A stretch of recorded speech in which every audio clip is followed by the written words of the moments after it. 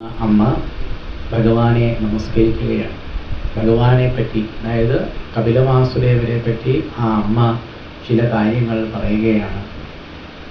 ലോകസ്യ മിഥ്യാഭിമതേഃ അചക്ഷുഷഃ ചിരം പ്രസുപ്തസ്യ തമസി മനാശ്രയേ ശ്രാന്തസ്യ കർമ്മസു അനുവിദ്ധയാ ധിയാ ത്വമാവിനാസി കില യോഗഭാസ്കരഃ. ദേവഹൂതി കപിലമൂർത്തിയായ ഭഗവാനെ കുറിച്ച് പറയുന്ന ഒരു അഭിപ്രായമാണ്.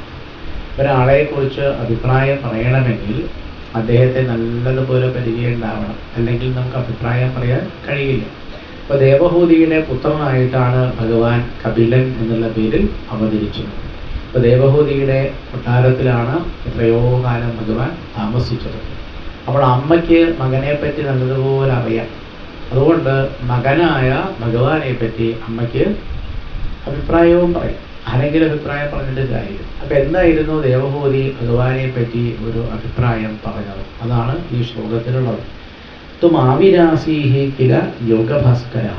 ആവിരാസി എന്ന് പറഞ്ഞാൽ ഭഗവാൻ അവതരിച്ചു എന്നർത്ഥം.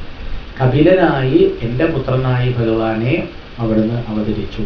ഈ ദേവഹൂതിയുടെ ഭർത്താവിൻ്റെ പേര് കർദമൻ എന്നാണ് നേരത്തെ പറഞ്ഞത്. അപ്പോൾ ദേവഹൂതിയുടെയും കർദമൻ്റെയും പുത്രനായിട്ടാണ് ഭഗവാൻ ഭൂമിയിൽ വന്ന് കപിലൻ എന്നുള്ള പേരിൽ ആവിരാസി അവതരിച്ചു. യോഗഭാസ്കരഃ. ഭാസ്കരഃ എന്ന വാക്കിൻ്റെ അർത്ഥം സൂര്യൻ എന്നാണ്. സൂര്യനെ പോലെ തേജസ്സായിരുന്നു അർത്ഥം ഭഗവാന്. അപ്പോൾ സൂര്യൻ്റെ തേജസ് നമുക്ക് ഏകദേശം അറിയാം, കാരണം നമുക്ക് സൂര്യനെ നല്ല പരിചയമുണ്ട്. അതുകൊണ്ടാണ് വേദവ്യാസ മഹർഷി പറഞ്ഞത് കപിലമൂർത്തിയായ ഭഗവാന് സൂര്യനെ പോലെ തേജസ്സുണ്ടായിരുന്നു. എങ്ങനെയുള്ള സൂര്യനാണ്? യോഗഭാസ്കരഃ. യോഗങ്ങളുടെ ഭാസ്കരനാണ്. യോഗം എന്ന് പറഞ്ഞാൽ ഈശ്വരനെ പ്രാപിക്കാനുള്ള മാർഗത്തിനാണ് എന്ത് പറയുക, യോഗം എന്ന് പറയും. അപ്പോൾ ഈശ്വരനെ പ്രാപിക്കാനുള്ള ആ യോഗങ്ങളുടെ ഒരു ഭാസ്കരനാണ്, ഒരു സൂര്യനാണ് ആര്? കപിലമൂർത്തിയായിരിക്കുന്ന ഭഗവാൻ. അപ്പോൾ നമുക്ക് ഇഷ്ടംപോലെ മാർഗങ്ങൾ ഭഗവാൻ കാണിച്ചു തരുന്നു. സൂര്യൻ വരുന്ന സമയത്ത് വഴി കാണാൻ ബുദ്ധിമുട്ടില്ലല്ലോ. പകൽ സമയത്ത് നമുക്ക് എന്തിനും പ്രയാസം വരില്ല. എവിടേക്കാണെങ്കിലും വഴി കാണാൻ പ്രയാസം വരില്ല, കാരണം സൂര്യനാകുന്ന പ്രകാശമുണ്ട്. ഇതുപോലെ ആധ്യാത്മികമായ മാർഗത്തിൽ സഞ്ചരിക്കുമ്പോൾ നമുക്ക് എന്ത് വേണം? വെളിച്ചം വേണം. വെളിച്ചമില്ലെങ്കിൽ നമുക്ക് സഞ്ചരിക്കാൻ കഴിയും. അപ്പോൾ ആധ്യാത്മിക മാർഗത്തിൽ സഞ്ചരിക്കാനുള്ള വെളിച്ചം മുഴുവനും യോഗഭാസ്കരനായിരിക്കുന്ന സാക്ഷാൽ കപിലമൂർത്തിയായ ഭഗവാൻ നമുക്ക് തരും. അപ്പോൾ വെളിച്ചത്തിന് ബുദ്ധിമുട്ടില്ല എന്ന് മനസ്സിലാക്കും. ഇനി നമ്മൾ ആ ലക്ഷ്യത്തിൽ എത്തിച്ചേർന്നാൽ മതി. ശ്രാന്തസ്യ കർമ്മസു അനുവിദ്ധയാ ധിയ. ശ്രാന്തൻ എന്ന് പറഞ്ഞാൽ വല്ലാതെ ക്ഷീണിച്ചാണ് നടത്തുന്നത്. യാത്ര ചെയ്ത് വല്ലാതെ കൊണ്ട് ഇനി വയ്യ, അവൻ്റെ അടി പോലും നടക്കാൻ വയ്യ, അങ്ങനെയുള്ള ആൾക്കാരാണ് എന്താ പറയുക, ശ്രാന്തന്മാർ എന്ന് പറയും. ശ്രാന്തസ്യ കർമ്മസു അനുവിദ്ധയ. മനുഷ്യർ പൊതുവെ എപ്പോഴും കർമ്മങ്ങൾ ചെയ്തുകൊണ്ടിരിക്കുന്നവരാണ്. മനുഷ്യരുടെ വിചാരം കർമ്മം ചെയ്യുന്നത് വളരെ നല്ലതാണ് എന്നാണ് ഒരുവിധം എല്ലാവരുടെയും വിചാരം. ഈ കർമ്മം ചെയ്താൽ എന്താ ഉണ്ടാവുക? ശരീരം കൊണ്ടോ മനസ്സുകൊണ്ടോ ഒക്കെ കർമ്മം ചെയ്താൽ ശ്രാന്തസ്യ ഒരുപാട് ക്ഷീണിക്കും. അങ്ങനെ കർമ്മങ്ങൾ ചെയ്ത് ക്ഷീണിച്ച് വിവശരായ മനുഷ്യർക്ക് ശരിയായ വഴി കാണിച്ചു കൊടുക്കുന്ന യോഗഭാസ്കരനാണ് കപിലമൂർത്തിയായിരിക്കുന്ന ഭഗവാൻ. ലോകസ്യ. അപ്പം കർമ്മം കൊണ്ട് വലിയ കാര്യമൊന്നുമില്ല എന്ന് മനസ്സിലായി അല്ലേ? അതെങ്കിലും മനസ്സിലായി. മനുഷ്യരിങ്ങനെ രാവും പകലും ഇല്ലാതെ എന്തെല്ലാം കർമ്മങ്ങളാണ് ചെയ്യണം. മിക്കവാറും ഈ കർമ്മങ്ങളൊക്കെ ചെയ്യുന്നത് ഒരു സ്വാർത്ഥത മനസ്സിൽ വെച്ചിട്ടായി. പകരത്തിലുള്ള കർമ്മങ്ങളെ കൊണ്ട് പ്രയോജനമില്ല എന്ന് കാണിക്കുകയാണ്. ലോകസ്യ മിഥ്യാഭിമതേഃ അചക്ഷുഷ. ലോകം പൊതുവെ മിഥ്യാഭിമാനമുള്ളവരാണ്. മിഥ്യാഭിമാനം എന്ന് പറഞ്ഞാൽ എന്താ? സാധാരണ പല മനുഷ്യരുടെയും വിചാരം ഞാൻ ശരീരമാണ് എന്നൊരു വിചാരമാണ് മിക്കവാറും മനുഷ്യർക്കുണ്ടാവും. അതിനാണ് ഈ മിഥ്യാഭിമാനം എന്ന് പറയുന്നത്. മിഥ്യാഭിമാനം എന്ന് പറഞ്ഞാൽ എന്താ? ദേഹാഭിമാനം എന്നർത്ഥം. ദേഹം കുറച്ചു കാലം കഴിഞ്ഞാൽ നശിച്ചു പോകുന്നതാണ്, അത് സ്ഥിരമല്ല. ഭൂമിയിൽ ജീവിച്ചിരിക്കുന്ന കാലത്ത് മാത്രമല്ലേ ദേഹം ഉണ്ടാവുള്ളൂ. അത് കഴിഞ്ഞാൽ പിന്നെ ദേഹമില്ല. അപ്പോൾ ദേഹം നശിക്കും. പക്ഷേ ആ ദേഹത്തിനോടാണ് മിക്കവാറും മനുഷ്യർക്ക് എന്തുള്ളത്? ആവശ്യമില്ലാത്ത അഭിമാനമുള്ളത്. ഞാൻ ദേഹമാണ് എന്നുള്ളൊരു വിചാരമാണ് മനുഷ്യർക്ക് മിക്കവാറും ഉണ്ടാവും. അതിനാണ് മിഥ്യാഭിമാനം എന്ന് പറയുന്നത്. അപ്പം ലോകസ്യ മിഥ്യാഭിപതേഃ. ഈ മിഥ്യാഭിമാനം ഉള്ളവർക്ക് കണ്ണ് കാണില്ല എന്നാണ് പറയുന്നത്. ഞാൻ ശരീരമാണ്, ഞാൻ ദേഹമാണ് എന്ന് വിചാരിച്ച് ഈ സ്വന്തം ദേഹത്തെ പോഷിപ്പിക്കുന്നവർ ആരാണോ അവർക്ക് അചക്ഷുഷ അവർക്ക് കണ്ണ് കാണുകയില്ല. അപ്പൊ ഈ സൂര്യൻ മാത്രം ഉണ്ടായാൽ മതിയോ? ഒരാൾക്ക് കണ്ണ് രണ്ടും കാണില്ല, നല്ല പകൽ സമയം. അയാളോട് പറഞ്ഞത് ആ പൊക്കോളം നേരെ നടന്നു പോയാൽ മതി, ഞാൻ എവിടേക്കാ പോകുക. കാരണം അയാൾക്ക് സൂര്യനൊക്കെ ഉണ്ട്, നല്ല വെളിച്ചമുണ്ട്, പകൽ സമയമാണ്. പക്ഷെ അയാൾക്ക് രണ്ട് കണ്ണും കാണില്ല. രണ്ട് കണ്ണും കാണാത്ത ഒരാൾ എങ്ങോട്ടാ നടന്നു പോവുക അല്ലേ? അപ്പൊ ഇതുപോലെ ലോകസ്യ മിഥ്യാഭിമതേഹേ അചക്ഷുഷ, ശരീരമാണ് ഞാനെന്ന് വിചാരിക്കുന്ന മിഥ്യയാകുന്ന അഭിമാനം കൊണ്ട് മനുഷ്യർക്ക് കാഴ്ചയില്ലാണ്ടായി. മനസ്സിലായോ? അപ്പൊ നമ്മളെ പറ്റിയാ പറയണത്, നമുക്ക് എന്തില്ല? കാഴ്ചയില്ല എന്നർത്ഥം. ചിരം പ്രസുപ്തസ്യ, അപ്പൊ കാഴ്ച നഷ്ടപ്പെട്ടപ്പോൾ ഇയാൾ വിചാരിച്ചു എന്നാ ഉറങ്ങാം. ഏതായാലും ഇപ്പൊ കാഴ്ചയില്ല, നല്ല വെളിച്ചമുണ്ട്, ഭഗവാനാകുന്ന സൂര്യൻ അവിടെ ഇങ്ങനെ ഉദിച്ചു നിൽക്കുന്നുണ്ട്, നല്ല വെളിച്ചമുണ്ട്. പക്ഷെ എന്ത് വയ്യ, ഇയാൾക്ക് രണ്ട് കണ്ണും കാണാത്തത് കൊണ്ട് ഇയാൾ വിചാരിച്ചു ഞാനിപ്പോൾ എങ്ങടാ പോവുക, അവിടെയും ഇവിടെയൊക്കെ തട്ടി മറിഞ്ഞ് വീണ് പോവില്ലേ. അപ്പം അദ്ദേഹത്തിന് തോന്നിയിരുന്നാലേ കിടക്കാം തോന്നി. ഏതായാലും കാഴ്ചയൊന്നുമില്ല. അയാൾ എന്ത് ചെയ്തു? അവിടെ കടന്നു. അവിടെ കടന്നപ്പോൾ എന്തായി? നല്ല കാറ്റൊക്കെ കൊണ്ടു. അങ്ങനെ പ്രസുപ്തസ്യ, പ്രസുപ്തൻ എന്ന് പറഞ്ഞാൽ എന്താ? സുഖമായിട്ട് കടന്നു പറഞ്ഞാണ്. നല്ലൊരു മനുഷ്യജന്മം കിട്ടിയാണ് കേട്ടോ. അയാൾക്ക് രണ്ട് കണ്ണും കാണില്ല. അപ്പം അയാൾ വിചാരിച്ചു കടന്നുറങ്ങാമെന്ന് വിചാരിച്ച് അയാൾ ആ വഴിയിൽ എന്ത് ചെയ്തു? പ്രസുപ്തനായി. സുപ്തനായി പറഞ്ഞാൽ ഉറങ്ങിയിട, പ്രസുപ്തനായി പറഞ്ഞാൽ എന്താ അർത്ഥം? നല്ലോണം അങ്ങനെ കടന്നുറങ്ങുകയാണത്രേ. തമസി, ഇരുട്ടത്താ കടന്നുറങ്ങണത്. വാസ്തവത്തിൽ ഇയാൾ ഇരുട്ടത്താണോ കടന്നുറങ്ങണത്? അല്ല, നല്ല വെളിച്ചുണ്ട്. കാരണം യോഗഭാസ്കരനായിരിക്കണ ഭഗവാനല്ലേ, ഭഗവാനാകുന്ന സൂര്യൻ ഒളിച്ചിട്ടുണ്ട്. പക്ഷെ ഇയാളുടെ വിചാരം ഇരുട്ടാണ്. എന്താ കാരണം? കണ്ണ് കാണില്ല. അപ്പൊ കണ്ണ് കാണാതെ ഇയാൾ എന്ത് ചെയ്യുന്നു? ചിരം പ്രസുപ്തസ്യ, ചിരം എന്ന് പറഞ്ഞാൽ എന്താ? കുറേ കാലമായി അങ്ങനെ തമസി, അനാശ്രയം, യാതൊരാശ്രയവുമില്ലാത്ത ആ ഇരുട്ടിൽ കിടന്നുറങ്ങുന്നവരാണ് ലോകം അല്ലേ? ലോകത്തെ പറ്റി പറയുകയാണ്. അപ്പൊ ലോകം അവരുടെ കണ്ണ് കാണാത്തത് കൊണ്ട്, ഭഗവാനില്ലാത്തതുകൊണ്ടല്ല. ഭഗവാനാകുന്ന സൂര്യൻ 24 മണിക്കൂറും, 12 മണിക്കൂറല്ല, 24 മണിക്കൂറും ഭഗവാനാകുന്ന യോഗഭാസ്കരൻ ഉദിച്ചു നിൽക്കുന്നുണ്ട്. നല്ല വെളിച്ചമുണ്ട്. പക്ഷേ ഇദ്ദേഹത്തിന് കണ്ണ് കാണാത്തത് കൊണ്ട് ഇയാൾ എന്ത് ചെയ്തു? കടന്നിങ്ങനെ ഉറങ്ങുകയാണ്. കടന്നുറങ്ങണത് കണ്ടില്ലേ? അങ്ങനെ കടന്നുറങ്ങുകയാണ്. അപ്പം അങ്ങനെ കടന്നുറങ്ങുന്നവർക്ക് എന്ത് പറ്റില്ല? എവിടെ പോകും? ലക്ഷ്യത്തിലെത്തില്ല എന്നാണ്. അതുകൊണ്ട് അങ്ങനെയുള്ള ഒരാൾക്ക് ഭാസ്കരനായിട്ട് ഉദിച്ചിരിക്കുന്ന വഴി കാട്ടുന്ന അല്ലയോ ഭഗവാനെ, അങ്ങയ്ക്ക് നമസ്കാരം. ഇതാണ് ദേവഹൂതി ആരെപ്പറ്റി അഭിപ്രായം പറഞ്ഞത്? ഭഗവാനെ പറ്റി ഒരഭിപ്രായം പറഞ്ഞപ്പോൾ അതൊന്ന് നല്ലതുപോലെ അങ്ങനെ അതിനെപ്പറ്റി ആലോചിച്ചാൽ നമുക്ക് മനസ്സിലാവും ഈ ലോകത്തിലെ മനുഷ്യർക്ക് ഭഗവാനിലേക്കുള്ള വഴി അറിയില്ല. ആ ഭഗവാനിലേക്കുള്ള വഴി ആര് പറഞ്ഞു തരും? ഒരാളുടെ വീട്ടിലേക്കുള്ള വഴി അയാൾക്കല്ലേ നല്ലോണം പറഞ്ഞു കൊടുക്കാൻ പറ്റുക അല്ലേ? ഭഗവാൻ താമസിക്കുന്ന വീടാണല്ലോ ഭഗവാന്റെ ലോകം. അപ്പോൾ ഭഗവാന്റെ ലോകത്തിലേക്കുള്ള വഴി ആർക്കാ നല്ലോണം നിശ്ചയം ഉണ്ടാവുക? ഭഗവാനാണ്. അപ്പോൾ ഭഗവാൻ തന്നെ പറഞ്ഞു തരണു, എനിക്കൊരു വീടുണ്ട്, എൻ്റെ വീട്ടിലേക്ക് വരാം. ആ വീടിൻ്റെ പേരാണ് വൈകുണ്ഠം, ഞാൻ അവിടെയാണ് സ്ഥിരമായിട്ട് താമസം, അവിടെ പരമാനന്ദമായിട്ട് കൂടുകയാണ് എന്ന് ആൾക്കാരോട് പറയാണ്, വന്നോളൂ. അപ്പോൾ ഭക്തന്മാരെന്ത് ചെയ്യും? ഭഗവാൻ പറയണ വഴിക്ക് അങ്ങോട്ട് പോയാൽ പോരെ. അപ്പം അതാണ് കപിലോപദേശം കേട്ടാൽ നമുക്ക് കൃത്യമായിട്ട് വഴി മനസ്സിലാവും. എന്നിട്ട് മൈത്രേയ മഹർഷിയാണ് ഈ കഥ ആർക്ക് പറഞ്ഞു കൊടുക്കുന്നത്? വിദുരനെ പറഞ്ഞു കൊടുക്കണം. അപ്പം മൈത്രേയ മഹർഷി പറയാണ്, ഇതി മാതൃം വചശ്രക്ഷണം പ്രതിനന്ദ്യ മഹാമുനി. അമ്മ കുറേ ഇങ്ങനെ ഉപദേശിക്കുന്നുണ്ട് അമ്മയ്ക്ക്. ആ ഉപദേശത്തിൻ്റെ ഇടയിൽ അമ്മ ഭഗവാനെ പറ്റി അഭിപ്രായം പറഞ്ഞു. അപ്പം അമ്മ പറഞ്ഞതൊക്കെ കേട്ടിട്ട് പ്രതിനന്ദ്യ, മഹാമുനിയായിരിക്കുന്ന കപിലമുനിക്ക് വലിയ സന്തോഷം തോന്നി. അമ്മയെ അഭിനന്ദിച്ചു. ആപഭാഷേ, ഇനി വീണ്ടും അമ്മയോട് പറയാൻ പോവുകയാണ്. പ്രീതഃ താം, അമ്മയോട് വലിയ പ്രീതിയെ വലിയ ഇഷ്ടമായിരുന്നു. ആര്?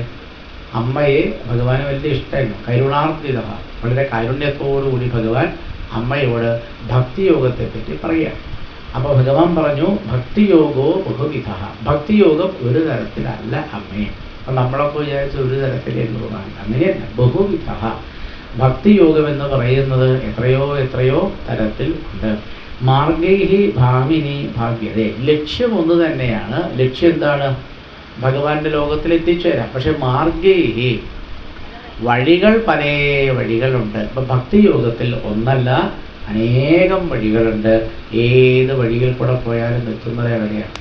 ഒരേ സ്ഥലത്താണ്. അത് വളരെ വ്യക്തമായി ഭാഗവതം വളരെ വ്യക്തമാണ്. നമ്മൾ ശ്രദ്ധിച്ചിരുന്നാൽ മനസ്സിലാവും.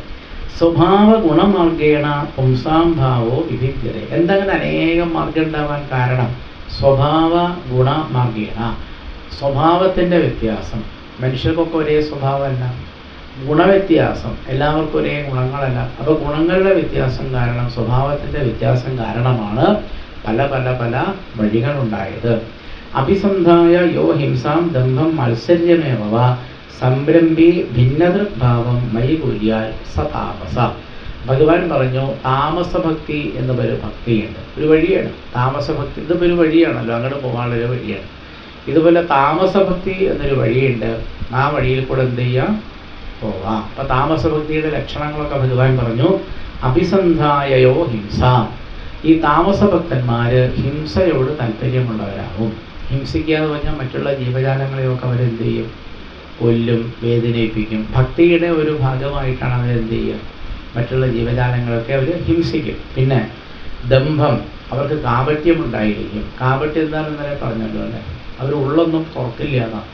ഉള്ളിലൊന്നും വിചാരിച്ചിട്ട് പുറത്തേക്ക് അവരെന്ത് ചെയ്യും, കാണുന്നവരെയൊക്കെ അങ്ങനെ എന്താ പറയുക, മധുര വാക്കുകളൊക്കെ പറഞ്ഞിങ്ങനെ പ്രലോഭിപ്പിക്കും. അപ്പോൾ അവർ കാപട്യമുള്ളവരാണ്, മത്സര്യമുള്ളവരായിരിക്കും. എപ്പോഴും അവരിങ്ങനെ മത്സരിക്കും. മത്സരിക്കുന്നത് നന്നാണോ? നന്നല്ല. മത്സരിക്കുക പറഞ്ഞാൽ എന്താ, അവനേക്കാൾ കേമനാവണം എനിക്ക്, അല്ലേ, അതിനല്ലേ മത്സരിക്കുക പറയാം. അവനെന്ത് കിട്ടിയാലും അതിനേക്കാൾ കൂടുതൽ എനിക്ക് കിട്ടിയാലല്ലേ ഞാൻ ഒന്നാമനാവുള്ളൂ. അതിങ്ങനെ എപ്പോഴും ഇങ്ങനെ അവരുടെ മനസ്സിൽ എന്തുണ്ടാവും, മത്സര്യം ഉണ്ടാവും. പിന്നെ സംരംഭി ഭിന്നദൃക്ഭാവം, അദ്ദേഹം എല്ലാറ്റിനെയും ഭിന്നമായിട്ട് കാണും, വേറെ വേറെ ആയിട്ടാണ് എല്ലാ വസ്തുക്കളെയും കാണുന്നത്. ഇങ്ങനെ കുറേ ഭക്തന്മാരുണ്ട്. ആ ഭക്തന്മാരെയാണ് താമസ ഭക്തന്മാർ എന്ന് പറയുന്നത്. ഇതാണ് താമസി എന്ന് പറയുന്ന ഭക്തി. അപ്പോൾ താമസി ഭക്തിയുടെ ലക്ഷണങ്ങളൊക്കെ മനസ്സിലായോ? കുറേ ഭക്തന്മാർ താമസ ഭക്തന്മാരാണ്. അവരെന്താ ചെയ്യുക, അവർ ഭഗവാന്റെ അടുത്തേക്ക് വരും, അമ്പലത്തിൽ വരും, വഴിപാടുകളൊക്കെ കഴിക്കും, പല കാര്യങ്ങളും അവർ ചെയ്യും. പക്ഷെ അവരുടെ ലക്ഷ്യം എന്തായിരിക്കും, അതെ ഭഗവാനെ എനിക്കൊരു ശത്രുവുണ്ട്, എൻ്റെ എല്ലാ ബിസിനസ്സുകളും തകരാൻ കാരണം അവനാണ്, അതുകൊണ്ട് ഞാൻ ഭഗവാന് ഇവിടെ എന്ത് ചെയ്യാം, ഒരു നിറമാല ചെയ്യാം. ഭഗവാൻ എന്ത് ചെയ്യണം, അവൻ്റെ ആരാണോ എൻ്റെ ശത്രു, ബാക്കി പറയണ്ടല്ലോ അല്ല, ആരാണോ എൻ്റെ ശത്രു അവൻ്റെ കഥ ആര് കഴിക്കണം, ഹിംസയല്ലേ. ഒരാളെ കൊല്ലുക എന്ന് പറഞ്ഞാൽ ഹിംസയാണ്. ഇനി അവൻ തൊഴുത്ത് വരരുത്, കാരണം എൻ്റെ എല്ലാ ബിസിനസ്സും തകർക്കുന്നവൻ അവനായതുകൊണ്ട് ഭഗവാൻ എന്ത് ചെയ്യണം, അവൻ്റെ ഭഗവാനോട് പറയുന്നത് അല്ലേ. ഇങ്ങനെ ഈ മറ്റുള്ളവർ നശിക്കാൻ വേണ്ടി ഭഗവാനെ സമീപിക്കുന്ന ഭക്തന്മാരുണ്ട്. അപ്പോൾ അവരെയാണ് എന്ത് പറയുക, താമസി എന്ന് പറയുന്ന ഭക്തിയൻ. അങ്ങനെയുള്ള ഭക്തന്മാരുണ്ട്, അത്ര നന്നല്ല. ഈ താമസി എന്ന് പറയുന്ന ഭക്തി അത്ര നന്നല്ല. ഇനി വേറെ ചിലരുണ്ട്, അവരെങ്ങനെയാണ്, വിഷയാനഭിസന്ധായ യശ ഐശ്വര്യമേവ അർച്ചാദോ അർച്ചയേ ദ്യോമാം പൃഥഗ്ഭാവ സരാജസ. ചില ഭക്തന്മാർ രാജസീ ഭക്തിയുള്ളവരാണ്. അപ്പോൾ താമസി ഭക്തി കഴിഞ്ഞാൽ അടുത്തതാണ് രാജസീ ഭക്തി. അപ്പോൾ രാജസന്മാരെന്താ ചെയ്യുക, അവർ വിഷയാനഭിസന്ധായ, അവർക്ക് എപ്പോഴും വിഷയസുഖങ്ങളൊക്കെ അനുഭവിക്കണം. നല്ല വീട് വേണം, നല്ല ഭാര്യ വേണം, നല്ല ഭർത്താവ് വേണം, നല്ല സാധനങ്ങളൊക്കെ കിട്ടണം, അല്ലേ. ഇതിനാണല്ലോ ഈ വിഷയങ്ങൾ എന്ന് പറയുന്നത്. നല്ല നല്ല വാഹനങ്ങളൊക്കെ വേണം. അപ്പം ഇങ്ങനെ എല്ലാ നല്ല നല്ല ജീവിത സൗഭാഗ്യങ്ങളൊക്കെ വേണമെന്ന് വിചാരിച്ചുകൊണ്ട് അവരാരെ ഭജിക്കും, ഭഗവാനെ ഭജിക്കും. അതാണ് രാജസി എന്ന് പറയുന്ന ഭക്തി. യശസ് വേണം, യശസ് പറഞ്ഞാൽ എന്താ അറിയില്ലേ, നല്ല പേരൊക്കെ കിട്ടണം. ഇങ്ങനെ അവനവൻ്റെ പേരിന് വേണ്ടിയിട്ട് അവരെന്ത് ചെയ്യും, ഭഗവാനെ ഭജിക്കും. ഐശ്വര്യം വേണമെന്ന് വിചാരിക്കും. ഐശ്വര്യം എന്ന് പറഞ്ഞാൽ ഞാൻ ഈശ്വരനായിത്തീരണം എന്നിങ്ങനെ വിചാരിക്കും. ഇതൊക്കെ രാജസി എന്ന് പറയുന്ന ഭക്തിയുള്ള ആൾക്കാരുടെ ലക്ഷണമാണ്. അപ്പം എന്തൊക്കെയുണ്ട്, വിഷയാനഭിസന്ധായ യശഃ ഐശ്വര്യമേവ അർച്ചാദു അർച്ചയേത്. അർച്ച എന്ന് പറഞ്ഞാൽ ബിംബം എന്നർത്ഥം. അപ്പം നമ്മുടെ അമ്പലത്തിനകത്തൊരു അർച്ചയുണ്ടല്ലേ, ശിവലിംഗാനകത്തുള്ളത്, അതിനാണ് അർച്ച എന്ന് പറയും. അപ്പം ശ്രീകോവിലുള്ളിൽ കാണുന്ന ബിംബത്തിൻ്റെ പേരാണ് സംസ്കൃതത്തിൽ അർച്ച എന്ന് പറയും. അപ്പോൾ അവർ ഈശ്വരനെ കാണുന്നത് എവിടെയാണ്, അവരമ്പലത്തിൻ്റെ ഉള്ളിലുള്ള ആ ഒരു പ്രതിമയിൽ മാത്രമേ ആരെ കാണുള്ളൂ, ഭഗവാനെ. പുറത്തിറങ്ങിയാൽ അവർക്ക് അറിഞ്ഞില്ല. അമ്പലത്തിൻ്റെ ഉള്ളിൽ ആ പ്രതിമയിലാണ് എൻ്റെ ഈശ്വരൻ എന്ന് വിചാരിക്കുന്നവരാണ്. എന്നിട്ട് അവരവിടെ പലതരത്തിലുള്ള വഴിപാടുകളൊക്കെ ചെയ്ത് അവിടെയാണ് ഈശ്വരൻ എന്നാണ് അവരുടെ വിചാരം. അർച്ചാദോ അർച്ചയെ, അവിടെ പലതരത്തിലുള്ള അർച്ചനകളൊക്കെ ചെയ്യും. അർച്ചാദോ അർച്ചയെ ദ്യോമാം പൃഥഗ്ഭാവസ രാജസ. ഇവർക്കും പൃഥഗ്ഭാവമുണ്ട്, എല്ലാം വേറെ വേറെയാണെന്നുള്ള വിചാരം ഉണ്ടാവും. അമ്പലത്തിലൊക്കെ പക്ഷെ പുറത്തിറങ്ങി കഴിഞ്ഞാൽ ഇവരുടെ സ്വഭാവമൊക്കെ പലപ്പോഴും എന്താവും, മാറും. ഇതാണ് രാജസി എന്ന് പറയുന്ന ഭക്തം. ഈ രാജസ ഭക്തന്മാർ ഭൂമിയിൽ വളരെ കൂടുതലാണ്. മിക്കവാറും ഭക്തന്മാർ ഈ വിഭാഗത്തിലാണ് വിടുക. ഇനി മൂന്നാമതൊരു വിഭാഗം ഭക്തിയുണ്ട്. അവരെന്താ ചെയ്യുക? അവര് കർമ്മനിർഹാരം ഉദ്ദേശ്യ പരസ്മിൻ വാ തതർപ്പണം യജേത് യഷ്ടവ്യമിതി സ പൃഥഗ്ഭാവ സ സാത്വിക. സാത്വികം എന്ന് പറഞ്ഞൊരു ഭക്തിയാണ്. അപ്പൊ സാത്വിക ഭക്തന്മാരെന്താ ചെയ്യാം? കർമ്മനിർഹാരം ഉദ്ദേശ്യ പരസ്മിൻ വാ തതർപ്പണം. അവരമ്പലത്തിലൊക്കെ വരും, ഭഗവാനെ സേവിക്കും, ഭാഗവതം വായിക്കും, പലതും ചെയ്യും. പക്ഷെ അവർ ഭഗവാനിൽ നിന്ന് എന്ത് ചെയ്യുന്നില്ല, ഒന്നും ഇങ്ങോട്ട് തിരിച്ച് ആവശ്യപ്പെടുന്നില്ല. രാജസീ ഭക്തന്മാരങ്ങനെയല്ല. രാജസഭക്തിയുള്ളവർ ഭഗവാന്റെ മുന്നിൽ വന്നാൽ എനിക്ക് അത് വേണം, ബോലെന്ത് ശരിയാവണം, ബോലെന്ത് ശരി, ഓരോന്ന് കിട്ടണം എന്ന് പറഞ്ഞിട്ടാണ് അവരാരെടുത്ത് വരിക, ഭഗവാൻ എടുത്തു വരിക. സാത്വികി എന്ന് പറയുന്ന ഭക്തിയുള്ള അവര് ഭഗവാനോട് എനിക്ക് ഇന്നത് വേണം എന്നൊരിക്കലും എന്ത് ചെയ്യില്ല, ആവശ്യപ്പെടുക. അപ്പം അതല്ലേ നല്ല ഭക്തി. അപ്പം 3 ഭക്തികളെ പറ്റി പറഞ്ഞു. താമസം, ഇവിടുന്ന് മേപ്പെട്ട ആവാല്ലേ, താമസം, രാജസം, സാത്വികം. അപ്പം ഇതിൽ ഏറ്റവും താഴേക്കിടയിലുള്ള ഒരു ഭക്തിക്കാണ് ഈ താമസ ഭക്തി എന്ന് പറയും. ആ ഭക്തിയാണ് നമുക്കുള്ളതെങ്കിൽ നമ്മൾ എന്ത് ചെയ്യണം? ഉയർന്നുയർന്ന് രാജസഭക്തിയിലെത്തണം. ഇനി നമുക്ക് രാജസഭക്തിയാണ് ഉള്ളതെങ്കിൽ നമ്മളവിടെ നിൽക്കരുത്. അവിടുന്ന് എന്ത് ചെയ്യണം? കുറച്ചും കൂടി മുകളിലേക്ക് ഉയർന്ന് സാത്വിക ഭക്തിയിലേക്ക് വരണം. സാത്വിക ഭക്തന്മാരെന്ത് ചെയ്യില്ല, ഒന്നും ഭഗവാനോട് ആവശ്യങ്ങളൊന്നും പറയുക, എനിക്ക് അത് വേണമെന്നോ ഇത് വേണമെന്നോ ഒന്നും പറയില്ല. അപ്പം ഇങ്ങനെ 3 ഭക്തി ഉണ്ടെന്ന് മനസ്സിലായി. ഏതൊക്കെയാണ്? താമസം, രാജസം, അല്ലേ, താമസം, രാജസം, സാത്വികം. അങ്ങനെ 3 ഭക്തിയാണ്. ഇനി 4മതൊരു ഭക്തി ഉണ്ട് എന്ന് പറയണു ഭഗവാൻ. ആ 4മത്തെ ഭക്തി സാത്വിക ഭക്തിയേക്കാൾ ഉയർന്ന ഭക്തിയാണ്. അവരെന്താ ചെയ്യുക? മൽഗുണശ്രുതി മാത്രേണ മയി സർവഗുഹാശയെ മനോഗതിരവിച്ഛിന്ന യഥാ ഗംഗാംബസംബുധൗ. അവർക്ക് മൽഗുണശ്രുതി മാത്രേണ, ഈ നിർഗുണഭക്തി എന്നാണ് ഇതിനെ പറയും. നിർഗുണഭക്തിയുള്ള ആൾക്കാര് ഭഗവാനെ പറ്റി കേട്ടാൽ മതി, അവർക്ക് ഭഗവാന്റെ കഥ കേട്ടാൽ, ഭഗവാന്റെ കീർത്തനങ്ങൾ കേട്ടാൽ മതി, അവർക്ക് കണ്ണിൽ നിന്ന് കണ്ണുനീര് ധാരധാരയായിട്ട് വരും. അവരുടെ മനസ്സ് നേരെ ഭഗവാന്റെ പാദത്തിലേക്ക് ഒഴുകും. മനസ്സ് ചിന്തിക്കുന്നൊന്നുമല്ല പറഞ്ഞത്, അവരുടെ മനസ്സൊരു പുഴയായിട്ട് മാറും. മനസ്സ് പുഴയായിട്ട് മാറിയിട്ട് അവരുടെ മനസ്സിലുള്ള എല്ലാ വൃത്തികളും നേരെ ഇങ്ങോട്ടൊഴുകും, ഭഗവാന്റെ പാദത്തിലേക്ക് ഒഴുകും. ഇതിനാണ് മൽഗുണ ശ്രുതി മാത്രേണ. എപ്പോഴാത്? ശ്രുതി മാത്രേണ. ഭഗവാന്റെ കഥ കേട്ടാൽ മതി, ഭഗവാന്റെ കീർത്തനങ്ങൾ കേട്ടാൽ മതി. അത് കേൾക്കുമ്പോൾ തന്നെ സർവഗുഹാശയനായിരിക്കുന്ന ഭഗവാനിലേക്ക് മനസ്സിൻ്റെ ഗതി, മനസ്സ് നേരെ ഒരു പുഴയായിട്ട് പരിണമിച്ച് ആ മനസ്സാകുന്ന നദി നേരെ എങ്ങോട്ടൊഴുകും? തൻ്റെ ഭർത്താവായിരിക്കുന്ന ഭഗവാനിലേക്ക് ഒഴുകും. കവികൾ പറയും പുഴയുടെ ഭർത്താവാണ് സമുദ്രം. ഭഗവാനൊരു സമുദ്രമാണ്, നമ്മളോ ഒരു പുഴയാണ്. അത് മനസ്സിലായോ? ഭഗവാനൊരു വലിയ ഒരു അമൃത സമുദ്രമാണ്, നമ്മൾ ഓരോരുത്തരും ഒരു ചെറിയ പുഴയാണ്. പുഴ എവിടേക്കാണ് ഒഴുകി പോവുക? സമുദ്രത്തിലേക്കാണ്. ഇതുപോലെ ഭക്തൻ്റെ മനസ്സിലുള്ള മനസ്സിൻ്റെ ഗതി മുഴുവനും ഒരു പുഴയായിട്ടൊഴുകി അവസാനം എവിടെ ചേരും? ഭഗവാനാകുന്ന സമുദ്രത്തിലേക്ക് ചേരും. ഈ ഭക്തിക്കാണ് നിർഗുണ എന്ന് പറയാം. ഏതുപോലെ? യഥാ ഗംഗാംബസഹ അംബുധൗ, ഗംഗാനദി സമുദ്രത്തിലേക്ക് ഒഴുകിപ്പോകുന്നത് പോലെ. അപ്പോൾ അത് മനസ്സിലാവണമെങ്കിൽ നമ്മൾ ഗംഗ സമുദ്രത്തിലേക്ക് ഒഴുകുന്ന പോയിട്ട് കാണണ്ടേ, അല്ലാണ്ട് മനസ്സിലാവില്ല. അപ്പം ഗംഗ സമുദ്രത്തിലേക്ക് ചേരുന്നൊരു ഭാഗമുണ്ട്. അവിടെ ചെന്ന് നോക്കിയാൽ ഇത് നമുക്ക് ശരിക്കും മനസ്സിലാവും. ഗംഗ ഇങ്ങനെ ഒഴുകി ഒഴുകി ഒഴുകി വന്നിട്ട് എവിടേക്കാണ് ചേരുന്നത്? എൻ്റെ ഭർത്താവായിരിക്കുന്ന സമുദ്രത്തിലേക്ക് ചേരുകയാണ്. സമുദ്രത്തിൽ ചേർന്ന് കഴിഞ്ഞാൽ പിന്നെ ആ വെള്ളത്തിലാണെങ്കിലും ഗംഗ എന്ന് പറയുമോ? മനസ്സിലായില്ല. ഗംഗ ഒഴുകുമ്പോഴൊക്കെ എന്താ ആൾക്കാർ പറയുക? ഗംഗ ഒഴുകണമെന്നല്ലേ പറയുക. ഒഴുകിയിട്ട് സമുദ്രത്തിൽ പോയി ചേർന്നാൽ പിന്നെ ആരെങ്കിലും അത് ഗംഗയാണെന്ന് പറയുമോ? പിന്നെ അത് സമുദ്രമാണെന്നേ പറയുന്നത്. ഇനി ആ സമുദ്രത്തിൽ നിന്ന് ഗംഗാജലം മാത്രം കൊണ്ട് വേറെടുക്കാൻ പറ്റില്ല. അങ്ങനെ പല പുഴയുന്നും അവിടേക്ക് വെള്ളം ഒഴുകി വന്നിട്ടുണ്ടാവും. ഭക്തൻ്റെ അവസ്ഥ എങ്ങനെയാണ്? നിർഗുണ ഭാവത്തിലുള്ള ഭക്തൻ ഭഗവാനെ വിചാരിച്ച് അങ്ങനെ ജീവിതം ഒന്നായിട്ടൊഴുകി പൂർണ്ണമായും ഭഗവാനിൽ ലയിച്ചു ചേർന്നാൽ പിന്നെ അദ്ദേഹത്തിന് സ്വന്തം പേര് പോലും നഷ്ടപ്പെടില്ലേ? ഗംഗയ്ക്ക് പേര് നഷ്ടപ്പെട്ടു. എപ്പോഴാത് മനസ്സിലാവണില്ല. ഗംഗ സമുദ്രത്തിലേക്ക് ഒഴുകിപ്പോയപ്പോൾ അതിന് പേര് പോയി, അതിൻ്റെ അസ്തിത്വം പോയി, എല്ലാം നഷ്ടപ്പെട്ടു. കാരണം എന്താ? പുഴ സമുദ്രത്തിലേക്ക് ചേർന്നു. ഇതുപോലെ ഭക്തൻ്റെ ഉള്ളിലുള്ള എല്ലാ ഭാവങ്ങളും ഭഗവാനിലേക്ക് ചേർന്ന് ഭക്തന് സ്വന്തം പേര് പോലും നഷ്ടപ്പെട്ടു, എല്ലാം നഷ്ടപ്പെട്ടു, ഭഗവാനോട് ചേർന്നു. ഇതിനാണ് നിർഗുണ എന്ന് പറയുന്ന ഭക്തി. അങ്ങനെ 4 തരത്തിലുള്ള ഭക്തിയാണ് കപിലവാസുദേവർ ഇപ്പോൾ പറഞ്ഞത്. ഒന്നുകൂടി പറയാം. താമസമായ ഭക്തി, പിന്നെ രാജസമായ ഭക്തി, പിന്നെ സാത്വികമായിരിക്കുന്ന ഭക്തി, 4ാമത്തേതാണ് ഏറ്റവും നല്ലത്. ഇതിനാണ് നിർഗുണ എന്ന് പറയും. യാതൊരു ഗുണങ്ങളും ഇല്ലാത്തത് കൊണ്ടാണ് അതിന് നിർഗുണ എന്ന് പറയുന്നത്. ലക്ഷണം ഭക്തിയോഗസ്യ നിർഗുണസ്യ ഹൃദാഹൃദം അഹൈതുകി അവ്യവഹിത യാ ഭക്തി പുരുഷോത്തമേ. അഹൈതുകി പറഞ്ഞാൽ എന്താ? ഒരു കാരണവുമില്ലാതെ ഈ ഭക്തൻ ഭഗവാനെ ഭജിക്കും. കാരണമില്ല എന്ന് പറഞ്ഞാൽ എന്താ? പ്രത്യേകിച്ച് ഭഗവാനെ ഭജിക്കുന്നത് എന്തെങ്കിലും കിട്ടാൻ വേണ്ടിയിട്ടല്ല. മിക്കവാറും ആൾക്കാർ എന്തെങ്കിലും കിട്ടാൻ വേണ്ടിയിട്ടാവുമല്ലോ ഭഗവാനെ ഭജിക്കുക. പക്ഷെ നിർഗുണ ഭക്തന്മാർക്ക് ഭഗവാനിൽ നിന്ന് യാതൊന്നും പ്രതീക്ഷയില്ല.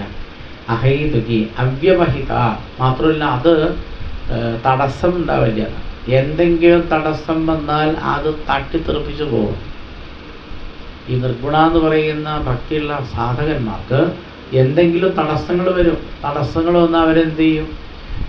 ഇത് പുഴ അങ്ങനെ ഒഴുകി വരില്ല. ഇതിലിപ്പോൾ ഒരു പുഴ കൊണ്ട് ഒഴുകി വന്നാൽ ചുമര അവിടെ നിൽക്കുമോ? ഇവിടെ ഇപ്പോൾ ഒരു ചുമര് നോക്കിക്കോളൂ. ഇതിപ്പോൾ ഒരു ചുമരല്ലേ? ഈ ചുമര് ഇവിടെ നിൽക്കുമോ? നല്ലൊരു പുഴ അവിടെ നിന്നിട്ട് ഒഴുകി വന്നാൽ, നല്ലൊരു പുഴ ശക്തിയായിട്ട് ഒഴുകി വന്നാൽ ഈ മതിലൊന്നായിട്ട് പൊളിഞ്ഞു പോവും, ഉറപ്പായിട്ടും പൊളിഞ്ഞു. ഇതുപോലെ ഭക്തൻ്റെ മുന്നിൽ വരുന്ന എല്ലാ തടസ്സങ്ങളെയും ഭക്തൻ്റെ ഉള്ളിലുള്ള ആ നിർഗുണയായ ഭക്തി ഒഴുകി വരുന്ന സമയത്ത് തടസ്സങ്ങൾ എന്ത് തടസ്സമാണെങ്കിലും അതെന്താവും? വലിയ വെള്ളപ്പൊക്കത്തിൽ ഏത് തടസ്സവും പോവില്ലേ? നിങ്ങൾ എന്ത് മതിൽ കെട്ടിയിട്ടും കാര്യമില്ല, എല്ലാം അങ്ങോട്ട് ഒഴുകിപ്പോവും. ഇതുപോലെ ഭക്തൻ്റെ മുന്നിൽ എന്തെല്ലാം തടസ്സങ്ങളുണ്ടോ ആ മനസ്സിൽ നിന്ന് വരുന്ന ആ പ്രവാഹത്തിൻ്റെ ശക്തി കൊണ്ട് എല്ലാ തടസ്സങ്ങളെയും തട്ടിമാറ്റിയിട്ടാണ് ഭക്തൻ എവിടേക്ക് പ്രവഹിക്കുന്നത്? ഭഗവാന്റെ പാദത്തിലേക്ക് പ്രവഹിക്കുന്നത്. സാരോഗ്യ സാഷ്ടി സാമീപ്യ സാരൂപ്യേകത്വമൊപ്പിത ദീയമാനം എന്ന ഗൃഹന്തി. അപ്പോൾ ഭക്തൻ്റെ മുമ്പിൽ ഭഗവാൻ പ്രത്യക്ഷപ്പെടും ആ സമയം. എന്നിട്ട് ഭക്തനോട് ഭഗവാൻ ചോദിക്കും, നിനക്ക് സാലോക്യം വേണോ? സാലോക്യം എന്ന് പറഞ്ഞാൽ എന്താ? ഒരു മോക്ഷമാണ്.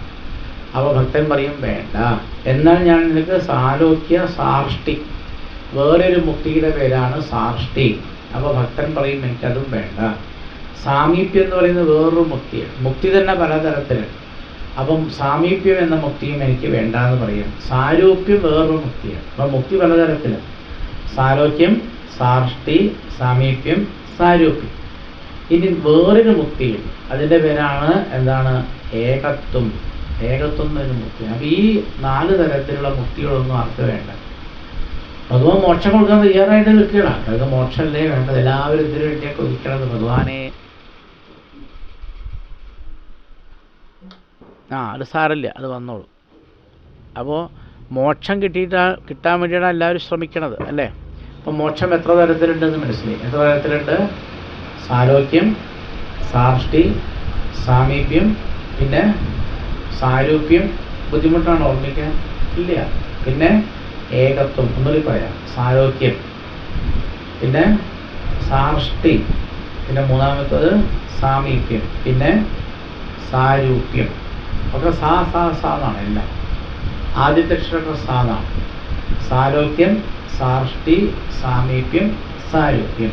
അവസാനത്തിൻ്റെ പേര് ഏകത്വം എന്നാണ്. അങ്ങനെ 5 തരത്തിലാണ് മോക്ഷമുള്ളത്. ദീയമാനം ഭഗവാൻ ഇങ്ങനെ കൊടുക്കാൻ തയ്യാറായിട്ട്, പക്ഷെ ഭക്തൻ പറയും എനിക്ക് എന്ത് വേണ്ട, എനിക്ക് ഒരു തരത്തിലുള്ള മുക്തിയും എനിക്ക് ആവശ്യമില്ല. അപ്പം മുക്തിയേക്കാൾ വലുതാണ് ഏതും. ഈ ഭക്തൻ എന്താ മുക്തി വേണ്ടെന്ന് പറയാൻ കാരണം? ഇത് മനസ്സിലായില്ല അല്ലേ? ഭക്തന് മോക്ഷത്തിലൊട്ടും താല്പര്യമില്ല. നാരായണീയത്തിലൊക്കെ പറയും എന്താ? നിങ്ങൾ നാരായണീയം വായിക്കണില്ല, ഞാൻ നോക്കിയാൽ കാണാം. മോക്ഷസൗഖ്യേ അനീഹ, നാരായണീയത്തിലുള്ളതാണ്. മോക്ഷസൗഖ്യേ അഭി അനീഹ. മോക്ഷസൗഖ്യത്തിൽ പോലും ആർക്ക് താല്പര്യമില്ല? ഭക്തന് താല്പര്യമില്ല. മോക്ഷം പോലും വേണ്ട, ഒരു തരത്തിലുള്ള മോക്ഷവും എനിക്ക് വേണ്ട എന്നാണ് ആര് പറയുക? ഭക്തൻ പറയുക. കാരണം എന്താ? മോക്ഷത്തിനേക്കാൾ എത്രയോ എത്രയോ ഉയർന്ന സ്ഥാനമാണ് ഭക്തിക്കുള്ളത്. അതുകൊണ്ട് ഭക്തന് മോക്ഷം നിസ്സാരമായൊരു കാര്യമാണ്, വളരെ നിസ്സാരമാണ്. നമ്മുടെ ഭക്തന് ഈ നിസ്സാരമായ മോക്ഷമൊന്നും വേണ്ട എന്നാര് പറയും?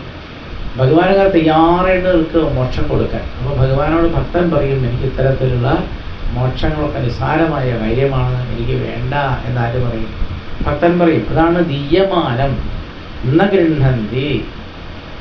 ഒന്നും തന്നെ വേണ്ട വേണ്ട വേണ്ട എന്ന് പറയുന്ന ഭക്തനോട് അവസാനം ഭഗവാൻ ചോദിക്കും, ഞാൻ ചോദിക്കണതൊക്കെ നീ വേണ്ട എന്നാ പറയണം. അങ്ങനെയാണെങ്കിൽ നിനക്ക് വേണ്ടത് എന്നോട് കൂടെ പറഞ്ഞാൽ പോരെ, അതല്ലേ എളുപ്പം. ഭഗവാൻ എന്ത് ചോദിച്ചാലും ഭക്തൻ എന്താ പറയുക? ഭക്തൻ പറയും എനിക്ക് വേണ്ട. അവസാനം ഭഗവാൻ ഗതിയിലും. അപ്പോൾ ഭഗവാൻ അഴിച്ചുന്ന ഒരു കാര്യം, നിനക്ക് എന്താണോ വേണ്ടത് അത് ഇങ്ങോട്ട് പറഞ്ഞാൽ പോരെ. അത് പറഞ്ഞാൽ പിന്നെ ഞാനത് തന്നാൽ മതി. ഞാൻ ചോദിച്ച് ആരും ബുദ്ധിമുട്ടിലായി, ഗുരുവായൂരപ്പം ബുദ്ധിമുട്ടിലായി. അപ്പോൾ ഭഗവാൻ ഭക്തനോട് പറഞ്ഞു, നിനക്ക് എന്താണോ വേണ്ടത് അത് ഞാനിവിടെ തരാം. അപ്പം എന്താ ഭക്തന് വേണ്ടത്? വിന മത്സേവനം ജനാഹ. എനിക്ക് വേണ്ടത് ഭഗവാനെ സേവിക്കുകയാണ്. അപ്പം സേവ എന്നുള്ള വാക്ക് മറന്നുകൊണ്ടാട്ടോ. സേവ മറക്കരുത്. മറക്കുമോ? എന്ത് സേവ? ഭഗവത് സേവ. ഭഗവാനെ സേവിക്കാൻ പറഞ്ഞത് സേവ എന്നാ പറയും. ഭഗവാനെ സേവിക്കുക. അപ്പോൾ ഭക്തന് ഏറ്റവും ഇഷ്ടം എന്താണ്? ഈശ്വര സേവയാണ്.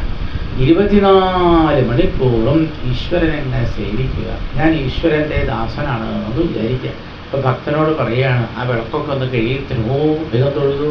ഭക്തൻ എന്താ ചെയ്യുക? തൊഴുതു. ചെയ്യാന്ന് പറയില്ല, വേഗം വിളക്കൊക്കെ എടുത്തുകൊണ്ട് പോയി. ഭഗവാന്റെ വിളക്കല്ലേ, ഭഗവാനെ നാമം ജപിച്ചുകൊണ്ട് എന്ത് ചെയ്യും? വളരെ സന്തോഷമായിട്ട് വിളക്കൊക്കെ കഴുകി ഇവിടെ കൊണ്ടുവച്ചു. അപ്പോൾ ഭക്തനോട് പറയും, ഞാൻ ഏതായാലും ഇപ്പോൾ അയാൾ കഴുകുന്നു മനസ്സിലായി, കുറച്ച് പാത്രമുണ്ട്, ഉച്ചയ്ക്ക് അമ്പലത്തിൽ ഊണൊക്കെ വെച്ച പാത്രം ഒന്ന് കഴുകാനോ. അതേ സന്തോഷമായി എന്ത് ചെയ്യും? ഇത് ഭഗവാന്റെ സേവയാണ് എന്ന് വിചാരിച്ച് യാതൊരു പ്രതിഫലവും ആഗ്രഹിക്കാതെ അമ്പലത്തിലുള്ള പാത്രങ്ങളൊക്കെ കഴുകും. സേവയാണ്. ഞാൻ ഭഗവാനെ സേവിക്കുകയാണ്. ഭഗവാനെ എല്ലാ കർമ്മങ്ങളും അദ്ദേഹത്തിന് എന്തായിട്ട് മാറും? ഭഗവത് സേവയായിട്ട് മാറുമ്പോൾ സേവ ചെയ്യുമ്പോൾ എന്ത് പാടില്ല? സേവ ചെയ്യുമ്പോൾ ഇങ്ങോട്ട് വാങ്ങിക്കാൻ പാടില്ല. അപ്പം നമുക്കൊരു കുളം നന്നാക്കണം. ശരി, കുളം നന്നാക്കാൻ നാട്ടുകാർ വഴി നമുക്ക് എല്ലാവർക്കും കൂടി ഒരു സേവനമായിട്ട് ചെയ്യാം അല്ലേ? അപ്പോൾ ഒരു 10-250 ആൾക്കാരൊന്നായിട്ട് ഒന്ന് ചളിയൊക്കെ കോരി പുറത്തേക്ക് കളഞ്ഞ് വെള്ളമൊക്കെ തേവി കളഞ്ഞ് അല്ലേ, വൈകുന്നേരം വരെ അവർ ജോലി ചെയ്യും. പക്ഷെ അവർ പറയും ഞങ്ങൾക്കൊന്നും വേണ്ട. പിന്നെ ഭഗവാന്റെ കുളമല്ലേ. അവർ യാതൊന്നും ഭഗവാനിൽ നിന്ന് തിരിച്ച് ഒന്നും ആഗ്രഹിക്കുന്നില്ല. അതിനാണ് പൂർണ്ണമായ സേവനം എന്ന് പറയുന്നത്. ഭക്തന്മാർക്ക് എപ്പോഴും ഭഗവാന്റെ അമ്പലത്തിൽ വന്നിട്ട് അടിച്ചു വാരുക, പാത്രം കിടുക, എന്തൊക്കെ ജോലികളാണോ അമ്പലത്തിലുള്ളത് അവർ യാതൊരു പ്രതിഫലവും ഇങ്ങോട്ട് സ്വീകരിക്കാതെ ആ സേവനം ചെയ്തുകൊണ്ട് ജീവിക്കും. ഇങ്ങനെയുള്ള ഭക്തന്മാരെ കണ്ടിട്ടുണ്ടോ? മുണ്ടൂരൊന്നുമില്ല തിരുമേനി, ഈ മാതിരി മഹാകളൊന്നും മുണ്ടൂരില്ല. ഇവിടെയൊക്കെ വലിയ പെരിങ്ങലാണ് കാര്യം അല്ലേ? എല്ലാവർക്കും എന്ത് വേണം? കർമ്മങ്ങളൊക്കെ ചെയ്യും. പക്ഷേ കർമ്മം ചെയ്യുമ്പോൾ എന്തെങ്കിലും കിട്ടണം. അതുകൊണ്ട് അങ്ങനെയുള്ള ഭക്തന്മാരുണ്ട്. ഞാൻ ഇഷ്ടംപോലെ ആൾക്കാരെ കണ്ടു. എത്രയോ ഭക്തന്മാരെ ഞാൻ കണ്ടിട്ടുണ്ട്. അവർ ക്ഷേത്രത്തിൽ വന്ന് അവർ ഒരുപാട് ജോലികൾ ചെയ്യും. ഒന്നും അവരെന്ത് ചെയ്യില്ല, ഒരു പ്രതിഫലവും ക്ഷേത്രത്തിൽ നിന്ന് വാങ്ങില്ല. ഭഗവാനെ നമസ്കരിക്കും. ഭഗവാനെ നമസ്കരിച്ച് ജോലിയൊക്കെ കഴിഞ്ഞാൽ അവർ തിരിച്ചു പോകും. ഭഗവാനെ നമുക്കൊന്നും ആവശ്യമില്ല. അപ്പോൾ വാസ്തവത്തിൽ നമ്മളെല്ലാവരും അങ്ങനെ ജീവിക്കണം. അങ്ങനെ സേവാനിരതന്മാരായിട്ട് ജീവിക്കണം എന്നാണ് ഭാഗവതം. ഏറ്റവും നല്ലതാണ് കേട്ടോ സേവ. ഞാൻ ഭഗവാന്റെ ദാസനാണെന്ന് വിചാരിക്കും. അപ്പോൾ ഭഗവാൻ ആരായിരിക്കും? യജമാനനാണല്ലോ. അപ്പോൾ ഭഗവാൻ യജമാനനാണ്. യജമാനൻ അമ്പലത്തിൽ നിന്ന് പറയണതൊക്കെ ഭഗവാൻ പറയാം. ആ വെള്ളരിക്കയുടെ കഷ്ണം ഒന്ന് മുറിക്കുകയോ ആരാ പറയണത്? ഭഗവാനാണ് പറയുന്നത്. നാളെ ഉച്ചയ്ക്ക് അമ്പലത്തിൽ ഭഗവാന്റെ പിറന്നാളാണ്, അതിന് അഷ്ടമിരോഹിണിയാണ്, സദ്യ ഉണ്ടാക്കണം. ഉടനെ അദ്ദേഹം എന്ത് ചെയ്യും? അവിടെ വന്നിരുന്നിട്ട് കുറേ വെള്ളരിക്ക ഉണ്ടോ, ഒരു 500 വെള്ളരിക്ക ഉണ്ട്. ആ വെള്ളരിക്കയൊക്കെ എടുത്ത് വെച്ച് അതിൻ്റെ തോലൊക്കെ ചെത്തി എന്നിട്ടതൊക്കെ മുറിച്ച് കഷ്ണങ്ങളാക്കി വളരെ ഭക്തിയോടെ അദ്ദേഹം എന്ത് ചെയ്യും? ആ സേവനം ചെയ്യും. അപ്പം ഇങ്ങനെ എല്ലാ കർമ്മങ്ങളും ഭഗവത് സേവയായി ചെയ്യുന്ന ഭക്തന്മാരെയാണ് ഭഗവാന് ഏറ്റവും പ്രിയങ്കരം. കാര്യം മനസ്സിലായല്ലോ അല്ലേ? സേവ ഭക്തിയോഗാഖ്യ ആത്യന്തിക ഉദാഹരണം. ഇതാണ് ആത്യന്തികമായിരിക്കുന്ന ഭക്തിയോഗത്തിൻ്റെ ഉദാഹരണം. ഇതൊക്കെ നമ്മൾ കേട്ടു. നമ്മളെന്താണ് ചെയ്യേണ്ടത്? ഇതൊക്കെ നമ്മൾ തന്നെ കേട്ടാൽ പോരല്ലോ. ഇനി നമ്മളെന്ത് ചെയ്യണം? കാര്യമൊക്കെ മനസ്സിലായി. ഇത് നമ്മൾ എന്ത് ചെയ്യണം? അമ്പലത്തിൽ വന്ന് ഏതെങ്കിലുമൊക്കെ വീടിൻ്റെ അടുത്ത് അമ്പലം ഉണ്ടാവും. എല്ലാ ഭാരതത്തിലെ എല്ലാ ഭാഗത്തും അവരുടെ വീടിൻ്റെ അടുത്ത് ക്ഷേത്രങ്ങളുണ്ട്. ഇപ്പം നമ്മളുടെ വീടിൻ്റെ അടുത്തുള്ള ക്ഷേത്രത്തിൽ പോയി ഞാൻ ഭഗവാന്റെ ദാസനാണ്, അതിന് ദാസോഹം എന്നാ പറയും. ദാസോഹം ഞാൻ എന്താ അർത്ഥം? ഞാൻ ഭഗവാന്റെ ദാസനാണ്. സ്ത്രീകളാണെങ്കിൽ ഞാൻ ദാസിയാണെന്ന് പറയും. അപ്പോൾ ഞാൻ ഭഗവാന്റെ ദാസനാണ് ദാസനാണ് ദാസനാണ് എന്ന് വിചാരിച്ച് കർമ്മങ്ങളൊക്കെ ചെയ്യും. അപ്പം അങ്ങനെ കർമ്മം ചെയ്യുമ്പോൾ നാമം ചൊല്ലും. അങ്ങനെ കർമ്മം ചെയ്യുമ്പോൾ ഇദ്ദേഹത്തിനെ ഒന്നും ബാധിക്കുകയില്ല. അദ്ദേഹത്തിൻ്റെ ദുഃഖങ്ങളൊന്നും ബാധിക്കില്ല, സുഖങ്ങളും ബാധിക്കില്ല, ഒന്നും ബാധിക്കില്ല. അദ്ദേഹത്തിൻ്റെ ജീവിതം മുഴുവൻ ആർക്ക് വേണ്ടിയിട്ടാണ്? ഭഗവാന് വേണ്ടിയിട്ടാണ്, അല്ലേ? എല്ലാം ഭഗവാന്റെ സന്തോഷത്തിനാണ് ഞാൻ ചെയ്യുന്നതെന്ന് പറഞ്ഞുകൊണ്ട് വളരെ ഭക്തിയോടെ അദ്ദേഹം കർമ്മങ്ങൾ ചെയ്യുമ്പോൾ അദ്ദേഹം ഭഗവാന്റെ ദാസ്യം എന്ന് പറയുന്ന ഒരു ഭക്തിയാണ് ജീവിതത്തിൽ ഉപയോഗിക്കുന്നത്. ഇതിന് ഭഗവാൻ പറയുന്നു, ഏനാദിപ്രജ്യ ത്രിഗുണം മദ്ഭാവായ ഉപപദ്യതേ. ഈ ഭാവത്തിൽ എത്തിക്കഴിഞ്ഞാൽ ത്രിഗുണങ്ങളെ ജയിക്കാൻ പറ്റും. സ്വതവേ തമോ ഗുണം, രജോ ഗുണം, സത്വഗുണം ഇതിനെ ജയിക്കാൻ ബുദ്ധിമുട്ടാണ്. തമോ ഗുണമുള്ള ആൾക്കാരെന്താ ചെയ്യുക? ചില ആൾക്കാരെ കണ്ടില്ല ഉറക്കം തോന്നണത് കണ്ടിട്ടില്ല. ഈ ചില ആൾക്കാരുകളെ എപ്പോൾ നോക്കിയാലും ഞാൻ ജോലിയൊന്നും ചെയ്യാണ്ട് വയ്യേ ഞാൻ എത്ര കിടക്കട്ടെ എന്താണത് വയ്യായ, പ്രത്യേകിച്ചൊന്നുമില്ല. ഇതിങ്ങനെ അവർ ഫാനൊക്കെ ഇട്ട് ഇങ്ങനെ കടന്നുറങ്ങും. അപ്പോൾ നമുക്ക് എന്ത് മനസ്സിലാക്കാം? അയാളെ തമോ ഗുണം ബാധിച്ചിരിക്കുകയാണ്. അയാൾ പറയരുത് കേട്ടോ, അത് അയാളോട് പറയരുത്, മനസ്സിലാക്കിയ. ഒരാൾ ഈ ജോലി ചെയ്യേണ്ട സമയത്ത് ഇങ്ങനെ കടന്നുറങ്ങിയാൽ, ജോലി ചെയ്യേണ്ട സമയത്ത് ആൾക്കാർ കടന്നുറങ്ങും. രാത്രി എല്ലാവരും രാത്രി കടന്നുറങ്ങുന്നതല്ല കേട്ടോ, അങ്ങനെയല്ല. ജോലി ചെയ്യേണ്ട സമയത്ത് ഒരാൾ ആ ജോലി ഒന്നും ചെയ്യാണ്ട് കടന്നുറങ്ങുന്നുണ്ടെങ്കിൽ മനസ്സിലാക്കുന്നത് പാവം ആ മനുഷ്യനെ തമോ ഗുണം ഗ്രസിച്ചിരിക്കുകയാണ്. ഗ്രസിക്കുക പറഞ്ഞാൽ വിഴുങ്ങുക, അതാണ് അയാൾ ഇങ്ങനെ കിടക്കേണ്ടത്. പെരുമ്പാമ്പ് വിഴുങ്ങിയാൽ കണ്ടില്ലേ, ഇര വിഴുങ്ങിയാൽ പെരുമ്പാമ്പ് എന്താ ചെയ്യുക? ചെയ്യാണ്ട് ആൾ ഇതുപോലെ തമോ ഗുണം ബാധിച്ച് ഇയാളെ ഹാന്ന് കിടക്കുക. അപ്പോൾ തമോ ഗുണം വന്നു കഴിഞ്ഞാൽ ആലസ്യം ഉണ്ടാവും. ആലസ്യം എന്ന് പറഞ്ഞാൽ എന്താ? അലസത, ഒന്നും ചെയ്യില്ല. നമ്മുടെ സമൂഹത്തിൽ ഇഷ്ടംപോലെ ആൾക്കാരെ ഒരു പണിയും ചെയ്യില്ല, അങ്ങനെ ഉറക്കം തോന്നികളായിട്ടിരിക്കുന്ന ആൾക്കാരെ കണ്ടിട്ടുണ്ട്. അവരെന്താ ബാധിച്ചത്? തമോ ഗുണം. അതുകൊണ്ട് ഭഗവാൻ പറഞ്ഞു ഈ തമോ ഗുണത്തെ ജയിക്കണം. രജോ ഗുണമുള്ള ഒരാൾക്കാരെന്താ ചെയ്യുക? രജോ ഗുണം ചില ആൾക്കാരെ ബാധിക്കും. അപ്പം അവർ കണങ്ങനെ പൊരിഞ്ഞു നടക്കണം. കണ്ടിട്ടില്ലേ? അങ്ങടൊന്ന് പോയി ഇങ്ങടൊന്ന് പോയി, അവിടേക്ക് വണ്ടി എടുത്തു വേറൊരു ഭാഗത്ത് പോയി, അവിടെ നിന്ന് വേറെ എന്തൊക്കെയോ കൊണ്ടുവന്നു, അത് കഴിഞ്ഞാൽ വേറെ എങ്ങോട്ടൊക്കെയോ പോയി, എന്തൊക്കെയോ ചെയ്തിങ്ങനെ ഓടി നടക്കുന്ന ആൾക്കാരെ കണ്ടിട്ടില്ലേ? ഇഷ്ടംപോലെ ഉണ്ട്. അവർക്കെന്താ? അവരെ രജോ ഗുണം ബാധിച്ചിരിക്കുകയാണ്. അപ്പോൾ അവർക്ക് മനസ്സിലാവും. ഇപ്പം നമുക്ക് തന്നെ മനസ്സിലാവും നമ്മുടെ രജോ ഗുണമാണോ ബാധിച്ചത്, തമോ ഗുണമാണോ ബാധിച്ചത്, നമുക്ക് മനസ്സിലാവും. അപ്പോൾ രജോ ഗുണം ബാധിച്ചത് എന്താ ഉണ്ടാവുക? ഓടിയാണ് ഇന്ന് കർമ്മം ചെയ്ത് അത് ഈ അടുക്കളയിലുള്ള സ്ത്രീകളെ നോക്കണം. രാവിലെ വീട്ടിൽ ഭർത്താവിന് ജോലി, ഭാര്യയ്ക്ക് ജോലി, 2 കുട്ടികൾക്ക് കോളേജിൽ പോകാനുണ്ട്. അങ്ങനെയുള്ളൊരു വീട്ടിൽ രാവിലെ നിങ്ങൾ ഒരു 4 മണിക്ക് മുതൽ ഒരു 9 മണി വരെ ആ വീട്ടിൽ നിന്നിട്ട് അടുക്കളയിൽ അമ്മയെ നോക്കിയാൽ മതി.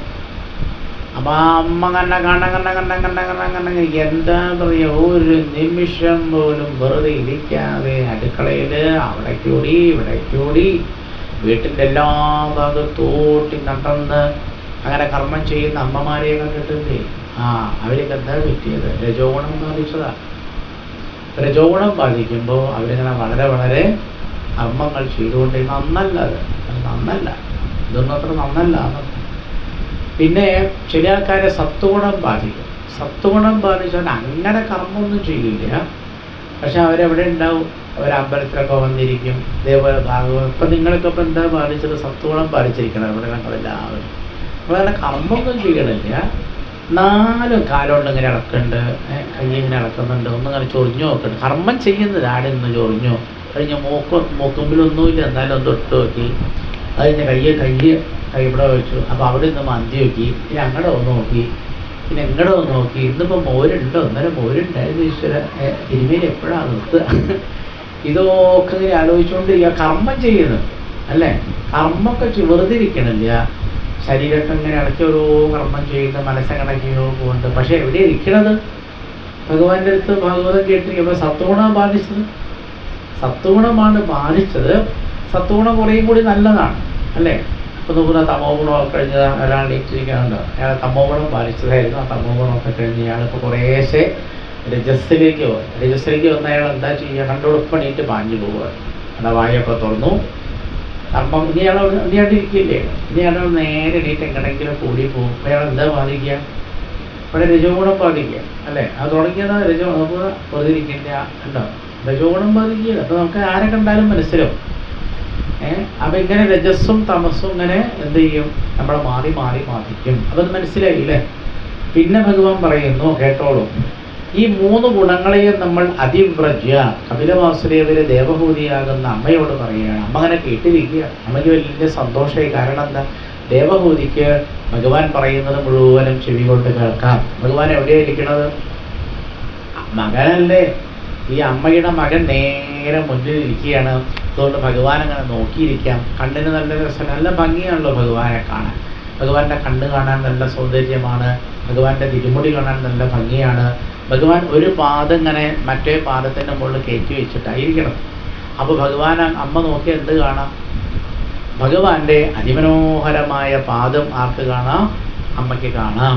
കുറച്ചു മുമ്പെയാണ് ഭഗവാൻ അമ്മയോട് പറഞ്ഞത്, അമ്മ എപ്പോഴും എന്ത് ചെയ്യണം, സഞ്ചിന്തയേൽ ഭഗവതശ്ചരണാരവിന്ദം, ഭഗവാന്റെ ചരണാരവിന്ദം പറഞ്ഞാൽ താമരപ്പൂ പോലെ മനോഹരമാണ് ഭഗവാന്റെ പാദാരവിന്ദം. അതമ്മ നല്ലതുപോലെ ധ്യാനിക്കണം. അമ്മയ്ക്ക് വളരെ എളുപ്പമായി, കാരണം ഭഗവാൻ മുമ്പിലിരിക്കുന്നുണ്ട്.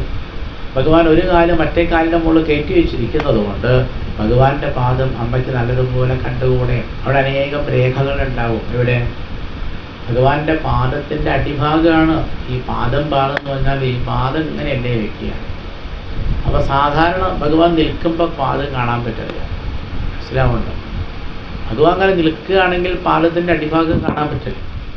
അപ്പോൾ ഭഗവാൻ ഇപ്പോൾ ഒരു കാലിൻ്റെ മുകളിലേക്ക് മറ്റേ പാദം കയറ്റി വെച്ചിരിക്കുക. അപ്പോൾ അമ്മയ്ക്ക് ഇങ്ങനെ നോക്കിയാൽ എന്ത് കാണാം, പാദത്തിൻ്റെ അടിഭാഗം കാണാം. അപ്പോൾ ഭഗവാൻ പറഞ്ഞിട്ടുണ്ട് നേരത്തെ എന്ത്, അവിടെ വജ്രാങ്കുശ ധ്വജ സരോരുഹ ലാഞ്ചനാഠ്യം, ഭഗവാന്റെ പാദത്തിൻ്റെ അടിഭാഗത്ത് വജ്രത്തിൻ്റെ രേഖയുണ്ട്, അങ്കുശത്തിൻ്റെ രേഖയുണ്ട്, വജ്ര അങ്കുശ ധ്വജത്തിൻ്റെ രേഖയുണ്ട്, സരോരുഹം താമരപ്പൂവിൻ്റെ രേഖയുണ്ട്. അപ്പം അമ്മ അങ്ങനെ നോക്കിയത്രേ പറഞ്ഞതൊക്കെ ശരിയാണെന്ന് ഇവിടെ നോക്കി. അമ്മക്ക് ഇങ്ങോട്ടും പോകണ്ട, അമ്മ നേരെ മുമ്പിലിരിക്കുന്ന ഭഗവാന്റെ പാദത്തിൽ നോക്കിയപ്പോൾ അതിമനോഹരമായ അനേകം രേഖകൾ എവിടെയുണ്ട്, ഭഗവാന്റെ പാദത്തിലുണ്ട്. അപ്പോൾ ആ രേഖകളൊക്കെ ധ്യാനിച്ചാൽ, ഓരോരോ രേഖകൾ ധ്യാനിച്ചാൽ ഓരോരോ ഫലമാകും. അപ്പം അമ്മയോട് ഭഗവാൻ കുറച്ചു മുമ്പ് പറഞ്ഞിട്ടുണ്ട് എന്ത്, സഞ്ചിന്തയേൽ ഭഗവതശ്ചരണാരവിന്ദം വജ്രാങ്കുശ ധ്വജസരോരുഹലാഞ്ചനാഢ്യം ഉത്തുംഗരക്തവിലസന്നഖചക്രവാള ജ്യോത്സ്നാഭിരാഹത മഹദ്ഹൃദയാന്ധകാരം. അമ്മേ, മനുഷ്യരുടെ ഹൃദയത്തിൽ നിറയെ ഇരുട്ടാണ്. മനുഷ്യരുടെ ഹൃദയത്തെ ബാധിച്ചിരിക്കുന്ന കൂരിരുട്ട് മുഴുവനും പോകാൻ ഏറ്റവും നല്ല മാർഗം ഭഗവാന്റെ പാദം ധ്യാനിക്കുകയാണ് എന്നാര് പറഞ്ഞിട്ടുണ്ട്, ഭഗവാൻ തന്നെ പറഞ്ഞിട്ടുണ്ട്, ദേവഹൂതിയോട് പറഞ്ഞിട്ടുണ്ട്. അപ്പോൾ ദേവഹൂതി അന്ന് തൊട്ട് എന്ത് ധ്യാനിക്കാൻ തുടങ്ങി, ഭഗവാന്റെ പാദം ഇരുന്നങ്ങനെ ധ്യാനിക്കും. ഇതെല്ലാവർക്കും ചെയ്തു നോക്കാം. കണ്ണടച്ചിരിക്കുക, എന്നിട്ട് യമം നിയമം മുതലായിരിക്കുന്ന അനേകം യോഗശാസ്ത്ര പ്രവർത്തനങ്ങളുണ്ട്, അതൊക്കെ ചെയ്തുകൊണ്ടിരിക്കുക. അതൊക്കെ ചെയ്യണം. അതൊക്കെ ചെയ്ത് യമം നിയമം ആസനം എന്ന് പറഞ്ഞാൽ എന്താ, ഒരു നല്ല ഭാഗത്ത് നന്നായിട്ട് ഇങ്ങനെ ഇരിക്കാൻ പഠിക്കുക. അതിനാണ് പലതരത്തിലുള്ള ആസനങ്ങളുണ്ട്. പത്മാസനമുണ്ട്, മയൂരാസനം, കുക്കുടാസനം എന്ന് പറഞ്ഞ ഒരുപാട് ആസനങ്ങളുണ്ട്. നമുക്ക് ഇഷ്ടപ്പെട്ട ഒരു ആസനത്തിൽ ഈ യോഗി എന്ത് ചെയ്യും, കുറേ നേരം ഇരിക്കും. അപ്പോൾ യമം നിയമം ആസനം. അടുത്തത് പ്രാണായാമം. പ്രാണനെ എന്ത് ചെയ്യണം, ഈ മൂക്ക് വളരെ പ്രധാനപ്പെട്ടതാണെന്ന് ഭഗവാൻ പറയും. മൂക്കിന് 2 ദ്വാരങ്ങളുണ്ട്, ഇടതും വലതുമായിട്ട്. ആ 2 ദ്വാരങ്ങളിൽ കൂടെയാണ് എന്ത് ഉപയോഗിക്കുന്നത്, പ്രാണായാമം ചെയ്യുന്നത്. ഒരു മൂക്ക് അടച്ചു പിടിച്ച് മറ്റേ മൂക്കിൽ കൂടെ സാവധാനം ഈ വായു അകത്ത് കയറ്റും. അങ്ങനെ അകത്ത് കയറ്റിയ വായുവിനെ ഉള്ളിലൊരു ഭാഗത്ത് കുറച്ചു നേരം അങ്ങനെ വയ്ക്കും. പിന്നീട് മറ്റേ ദ്വാരത്തിൽ കൂടെ ആ വായുവിനെ കൃത്യമായ സമയം പാലിച്ചുകൊണ്ട് നാസികയുടെ 2ാമത്തെ ദ്വാരത്തിൽ കൂടെ പുറത്തേക്ക് കളയും. ഇങ്ങനെ പ്രാണായാമത്തിന് 3 ഘട്ടങ്ങളാണ്. പൂരകം, കുംഭകം, രേചകം എന്നാണ് ഇതിൻ്റെ പേര് പറയുന്നത്. അപ്പം ഇങ്ങനെ പൂരകം, കുംഭകം, രേചകമൊക്കെ ചെയ്ത് പ്രാണായാമം ചെയ്യുമ്പോൾ അദ്ദേഹത്തിൻ്റെ പ്രാണൻ സഞ്ചരിക്കുന്ന എല്ലാ വഴികളിലുള്ള മാലിന്യങ്ങളൊക്കെ പോയിട്ടുണ്ടാവും. മനുഷ്യൻ്റെ ശരീരത്തിൽ എത്രയോ എത്രയോ ലക്ഷക്കണക്കിന് നാഡികളുണ്ട്. പറയല്ല, അങ്ങനെയാണ്. ഉപനിഷത്ത് പറയും 72,000-ഓളം നാഡികളുണ്ട് ഒരു മനുഷ്യൻ്റെ ശരീരത്തിൽ. വളരെ ചെറുതാണ്. ഈ നാഡികളിലൊക്കെ പലതരത്തിലുള്ള തടസ്സങ്ങളുണ്ടാവും, മാലിന്യങ്ങളുണ്ടാവും. അത് അശ്രദ്ധമായിട്ട് ജീവിച്ചിട്ടാണ് ഉണ്ടാവുന്നത്. അപ്പോൾ യോഗി എന്താ ചെയ്യുക? ഈ പ്രാണായാമം മുടങ്ങാതെ കുറേ ദിവസം ചെയ്യുമ്പോൾ ഈ നാഡികളിലുള്ള എല്ലാ തരത്തിലുള്ള അഴുക്കുകളും പോയിട്ടുണ്ടാവും. നമ്മൾ ബ്ലോക്ക് എന്നൊക്കെ പറയാറ്. നമ്മളതിന് പുതിയ പേര് പറഞ്ഞ് അവിടെ ബ്ലോക്കായില്ല. ഭഗവാൻ പഴയ ഭാഷയിലാണ് പറഞ്ഞത്. ആ നാഡികളിലുള്ള എല്ലാ തരത്തിലുള്ള തടസ്സങ്ങളും ഒഴിവായി കിട്ടും. അപ്പോൾ നാഡികളിൽ കൂടെ സഞ്ചാരം നല്ലതുപോലെ നടക്കണം. ഈ നാഡികളിലുള്ള എത്ര നാഡിയുണ്ടെന്നാണ് പറഞ്ഞത്? മറന്നു പോയി. എത്ര നാഡിയുണ്ട് ഒരു മനുഷ്യന്? 72,000 പ്രധാനപ്പെട്ട നാഡികളുണ്ട്. 72,000. ഈശ്വരാ, സത്യമാണ്. ഇത് വളരെ സത്യമായിട്ടുള്ള കാര്യമാണ്. അപ്പോൾ 72,000 പ്രധാനപ്പെട്ട നാഡികളുണ്ട് ഓരോ മനുഷ്യനുമുണ്ട്, എല്ലാവർക്കും ഉണ്ട്. പിന്നെ കുറേ കൂടി ഉണ്ട് അപ്രധാനമായ നാഡികൾ വേറെയാണ്. അപ്പോൾ ഈ നാഡികളിലൊക്കെ പല സാധനങ്ങളും കൃത്യമായിട്ട് ഇങ്ങനെ എന്ത് ചെയ്യണം? ഒഴുകി നടക്കണം. ഒരു സാധാരണ നടക്കും, പക്ഷെ മനുഷ്യന്മാർ തോന്നിയത് കാണിച്ചിട്ടാണ് ഈ നാഡികളിൽ കൂടെ ശരിയായ സാധനങ്ങളൊന്നും വേണ്ടതുപോലെ ഒഴുകാതിരിക്കും. അങ്ങനെ ഒഴുകാതിരിക്കുമ്പോഴാണ് എന്തുണ്ടാകുന്നത്? മനുഷ്യൻ്റെ ശരീരത്തിലെ അവയവങ്ങളൊക്കെ ചീത്തയാവുന്നത്. മനുഷ്യൻ്റെ അശ്രദ്ധയാണ് ഈ നാഡികളിലെ ഒഴുക്കുകൾ മോശമാവാൻ കാരണം. ഇപ്പോൾ പ്രാണായാമം ചെയ്താൽ എന്താ ഉണ്ടാവുക? പ്രാണായാമം ചെയ്യുമ്പോൾ ആ നാഡികളിലുള്ള തടസ്സങ്ങളൊക്കെ മാറ്റി പഴയതുപോലെ വേണ്ടത് കാര്യങ്ങളൊക്കെ അത് കൃത്യമായിട്ട് ഒഴുകും. അപ്പോൾ അതാണ് പ്രാണായാമം ചെയ്യാൻ പറഞ്ഞത്. അപ്പോൾ നല്ല സുഖം തോന്നും, ശരീരത്തിനൊക്കെ നല്ല സുഖം തോന്നും, നടക്കാനൊക്കെ നല്ല സുഖം തോന്നും, ശരീരമൊക്കെ പാടൊരു പൂവ് മാതിരി ആയതുപോലെ തോന്നും, ഭാരം തോന്നില്ല തീരെ. അപ്പം അങ്ങനെ നല്ല സുഖമാണ് എന്ത് ചെയ്താൽ യോഗിക്ക് പ്രാണായാമം ചെയ്യും. അപ്പോൾ യമം, നിയമം, ആസനം, പ്രാണായാമം. അടുത്തത് അമ്മേ അതിനേക്കാൾ ബുദ്ധിമുട്ടാണ്. അപ്പം അമ്മ ചോദിച്ചു അടുത്തത് എന്താ? ഭഗവാൻ പറഞ്ഞു കൊടുത്തു, അടുത്തതിൻ്റെ പേരാണ് പ്രത്യാഹാരം. പ്രത്യാഹാരം എന്ന് പറഞ്ഞാൽ എന്താ? ഇന്ദ്രിയങ്ങളൊക്കെ എപ്പോഴും ഇങ്ങനെ പുറത്തേക്കാണ് ഒഴുകുക. ആ പുറത്തേക്ക് ഒഴുകുന്ന ഇന്ദ്രിയങ്ങളെ യോഗി എന്ത് ചെയ്യും? പുറത്തേക്ക് ഒഴുകാനേ സമ്മതിക്കില്ല. കണ്ണുകൊണ്ട് പുറമേയുള്ള ഒന്നും കാണാൻ സമ്മതിക്കില്ല. അപ്പോൾ യോഗി എന്താ ചെയ്യുക? കണ്ണടയ്ക്കും. ഇതല്ലേ ധ്യാനിക്കുന്ന ആൾക്കാർ എന്താ ചെയ്യുക? കണ്ണടയ്ക്കും. കണ്ണു തുറന്നാൽ എന്താ? കണ്ണ് തുറന്നാൽ ഈ പുറത്തുള്ളതൊക്കെ നമ്മൾ നോക്കിയിരിക്കും. ഈ പുറത്തുള്ളത് നോക്കുന്നത് നന്നല്ല. അതുകൊണ്ടാണ് യോഗി എന്ത് ചെയ്യുന്നത്? കണ്ണിൻ്റെ വാതിൽ അടച്ചു, പിന്നെ ചെവിയുടെ വാതിലും അടയ്ക്കും. അതിന് ആ യോഗി എന്ത് ചെയ്യില്ല? പുറമേയുള്ള ഒന്നും കേൾക്കില്ല. മൂക്ക് അടയ്ക്കും, പുറമുള്ള വാസനകളൊന്നും ആരും കേൾക്കില്ല, യോഗി കേൾക്കും. ഇങ്ങനെ എല്ലാ ഇന്ദ്രിയങ്ങളെയും പുറത്തേക്ക് പോകുന്നതിനെ ഒഴിവാക്കുക. ഇതിനാണ് പ്രത്യാഹാരം എന്ന് പറയാം. പ്രത്യാഹാരശ്ചേന്ദ്രിയാണാം വിഷയാൻ മനസാപതി. ഒരു വിഷയങ്ങളും വേണമെന്ന് ആരും വിചാരിക്കില്ല. യോഗിക്കൊന്നും വേണ്ട, ആഹാരം വേണ്ട, ഒന്നും കാണണ്ട, ഒന്നും കേൾക്കണ്ട, ഒന്നും തൊട്ട് നോക്കണ്ട, ഒന്നിൻ്റെയും വാസന അറിയണ്ട. എല്ലാ ഇന്ദ്രിയങ്ങളെയും അടച്ചു പിടിച്ച് ആ യോഗി എന്ത് ചെയ്യുന്നു? ഉള്ളിലേക്ക് നോക്കുകയാണ്. ഉള്ളിലേക്ക് നോക്കുമ്പോഴാണ് ആ യോഗിക്ക് മനസ്സിലാവുന്നത് ആ ഉള്ളിൽ എത്രയോ വലിയ ഒരാനന്ദമയമായ ലോകമുണ്ട് എന്നർത്ഥം മനസ്സിലാവും. ആ യോഗിക്ക് മനസ്സിലാവും. ഇതിനാണ് പ്രത്യാഹാരം എന്ന് പറയുന്നത്. വളരെ ബുദ്ധിമുട്ട് പിടിച്ച ഒരു പരിപാടിയാണ്. എങ്കിലും യോഗി എന്ത് ചെയ്യും? അത് ചെയ്യും. അപ്പം യമം, നിയമം, ആസനം, പ്രാണായാമം, പ്രത്യാഹാരം. പിന്നീടാണ് ധാരണ. ധാരണ എന്ന് പറഞ്ഞാൽ ഭഗവാന്റെ പാദം തൊട്ട് നേരെ മുകളിലേക്ക് ഓരോരോ അവയവങ്ങളും ഇങ്ങനെ ധ്യാനിച്ച് ധ്യാനിച്ച് ധ്യാനിച്ച് ഭഗവാന്റെ തിരുമുഖം വരെ ധ്യാനിക്കുക. അങ്ങനെ ധ്യാനിച്ച് അവസാനം ഭഗവാന്റെ പുഞ്ചിരിയിലാണ് ആ ധ്യാനം ഉറപ്പിക്കുക. പിന്നെ പുഞ്ചിരി മാത്രമേ കാണൂ, വേറൊന്നും കാണും. ആ പുഞ്ചിരി മാത്രം കാണുമ്പോൾ ഹാസംഹരേഹേ അവനതാഖില ലോകതീവ്രശോകാശ്രുസാഗര വിശോഷണമത്യുദാരം. ഉദാരമായിട്ടാണ് ആര് ചിരിക്കുക? ഭഗവാൻ ചിരിക്കുക. അപ്പോൾ ആ യോഗി ഭഗവാന്റെ ആ പുഞ്ചിരിയിൽ മാത്രം മനസ്സ് വെച്ചങ്ങനെ ഇരിക്കുമ്പോൾ 8 മണിക്കൂറോ 10 മണിക്കൂറോ 16 മണിക്കൂറോ 24 മണിക്കൂറോ ദിവസങ്ങളോ ഒന്നും പോകുന്നത് ആരറിയില്ല. ആ യോഗി അറിയില്ല. യോഗി പരമാനന്ദം അനുഭവിക്കുകയാണ് അല്ലേ? അപ്പം മനുഷ്യന്, ജീവിച്ചിരിക്കുന്ന ഓരോ മനുഷ്യനും ഇതുപോലെ സ്വന്തം ഉള്ളിലേക്ക് തിരിഞ്ഞു നോക്കിയാൽ പരമാനന്ദം അനുഭവിക്കാം എന്നാണ് കപിലവാസുദേവർ അമ്മയോട് പറഞ്ഞത്. അപ്പം അങ്ങനെ ഭഗവാന്റെ പുഞ്ചിരിയിൽ മനസ്സ് നിർത്തി സമാധിയിൽ ലയിക്കും ആര്? യോഗി. യോഗി സമാധിയിലിരിക്കുമ്പോൾ അദ്ദേഹത്തിന് ശരീരത്തെ പറ്റി ഒരു ചിന്തയില്ല. അതാണ് സുഖം. ശരീരത്തെ പറ്റി ചിന്തിക്കുമ്പോൾ ദുഃഖം. ശരീരത്തെ പറ്റി ചിന്തിക്കാതിരുന്നാലോ സുഖമാണ്. മനസ്സിലായില്ല? ദേവഹൂതിക്ക് മനസ്സിലായി. ദേവഹൂതി ഇങ്ങനെ തലയാട്ടും. ഒരു ഇടയ്ക്ക് സംശയം ഉണ്ടെങ്കിൽ ചോദിക്കും. ഭഗവാൻ പറഞ്ഞപ്പോൾ ആർക്ക് മനസ്സിലായി? ദേവഹൂതിക്ക് മനസ്സിലായി. നിങ്ങൾക്ക് മനസ്സിലായോ എന്നാണല്ലോ ഞാൻ നോക്കണ്ട. മനസ്സിലായി? എന്ത് മനസ്സിലായി? ഇതൊന്നും ചെയ്യാനാവില്ല തിരുമേനെ. മൂക്ക് പിടിക്കുക, എന്നിട്ട് പ്രാണനെ മേപ്പെട്ട് വരിക. ആ വഴിക്ക് പ്രാണനോട് പോയാലോ, ഒറ്റ വലിയ ഒഴിച്ച് പ്രാണൻ പോയാലോ അല്ലേ? എളുപ്പമൊന്നുമല്ല. ഈ മൂക്ക് പിടിക്കാൻ അത്ര എളുപ്പമൊന്നുമല്ല. പ്രാണായാമം എളുപ്പമല്ല, പ്രത്യാഹാരം അതിനേക്കാൾ ബുദ്ധിമുട്ടാണ്. അതുകൊണ്ട് പ്രാണായാമം, പ്രത്യാഹാരം, ധാരണയൊക്കെ ചെയ്യാൻ നല്ല ബുദ്ധിമുട്ടാണ്. പക്ഷെ യോഗി എന്ത് ചെയ്യുന്നു? ഇതെല്ലാം നന്നായിട്ട് ചെയ്ത് അവസാനം യോഗിക്ക് സ്വന്തം ശരീരത്തെ പറ്റി യാതൊരു ചിന്തയും ഉണ്ടാവുകയില്ല. അങ്ങനെ സ്വന്തം ശരീരത്തെ മറക്കുമ്പോഴാണ് ഈ യോഗി എന്തനുഭവിക്കുന്നത്? പരമാനന്ദം അനുഭവിക്കുമ്പോൾ നമുക്ക് ദുഃഖം ഉണ്ടാവാനുള്ള കാരണം മനസ്സിലായില്ല. സാധാരണ മനുഷ്യന് നേരം വിളിച്ചായാൽ അവനവൻ്റെ ശരീരത്തെ പറ്റി ചിന്തിക്കുന്നത് കൊണ്ടാണ് ഇത്രയേറെ കഷ്ടപ്പാടുകൾ ഉണ്ടാവുന്നത്. അപ്പം ഇങ്ങനെയുള്ളൊരവസ്ഥയിലേക്ക് എത്താനുള്ള മാർഗം ഭഗവാൻ പറഞ്ഞു കൊടുക്കുന്നുണ്ട്. പിന്നെ ഭഗവാൻ പറയുന്നു, നേരത്തെ ഭക്തിയോഗം പറഞ്ഞപ്പോൾ ഭഗവാൻ പറയുകയാണ്, ഈ ഭക്തിയോഗത്തിൽ പല പല കാര്യങ്ങളും ചെയ്തു നോക്കാം. നമുക്കിങ്ങനെ സംശയം തോന്നും. ഇപ്പം പലതരം ഭക്തിയെപ്പറ്റി നേരത്തെ പറഞ്ഞില്ലേ? എന്തൊക്കെ പറഞ്ഞു? തമോ ഗുണം, രജോ ഗുണം, സത്വഗുണം, നിർഗുണം, 4 ഭക്തിയുണ്ട്. അതിൽ ഏറ്റവും നല്ലതാണ് ഈ നിർഗുണ എന്ന് പറയുന്ന ഭക്തി.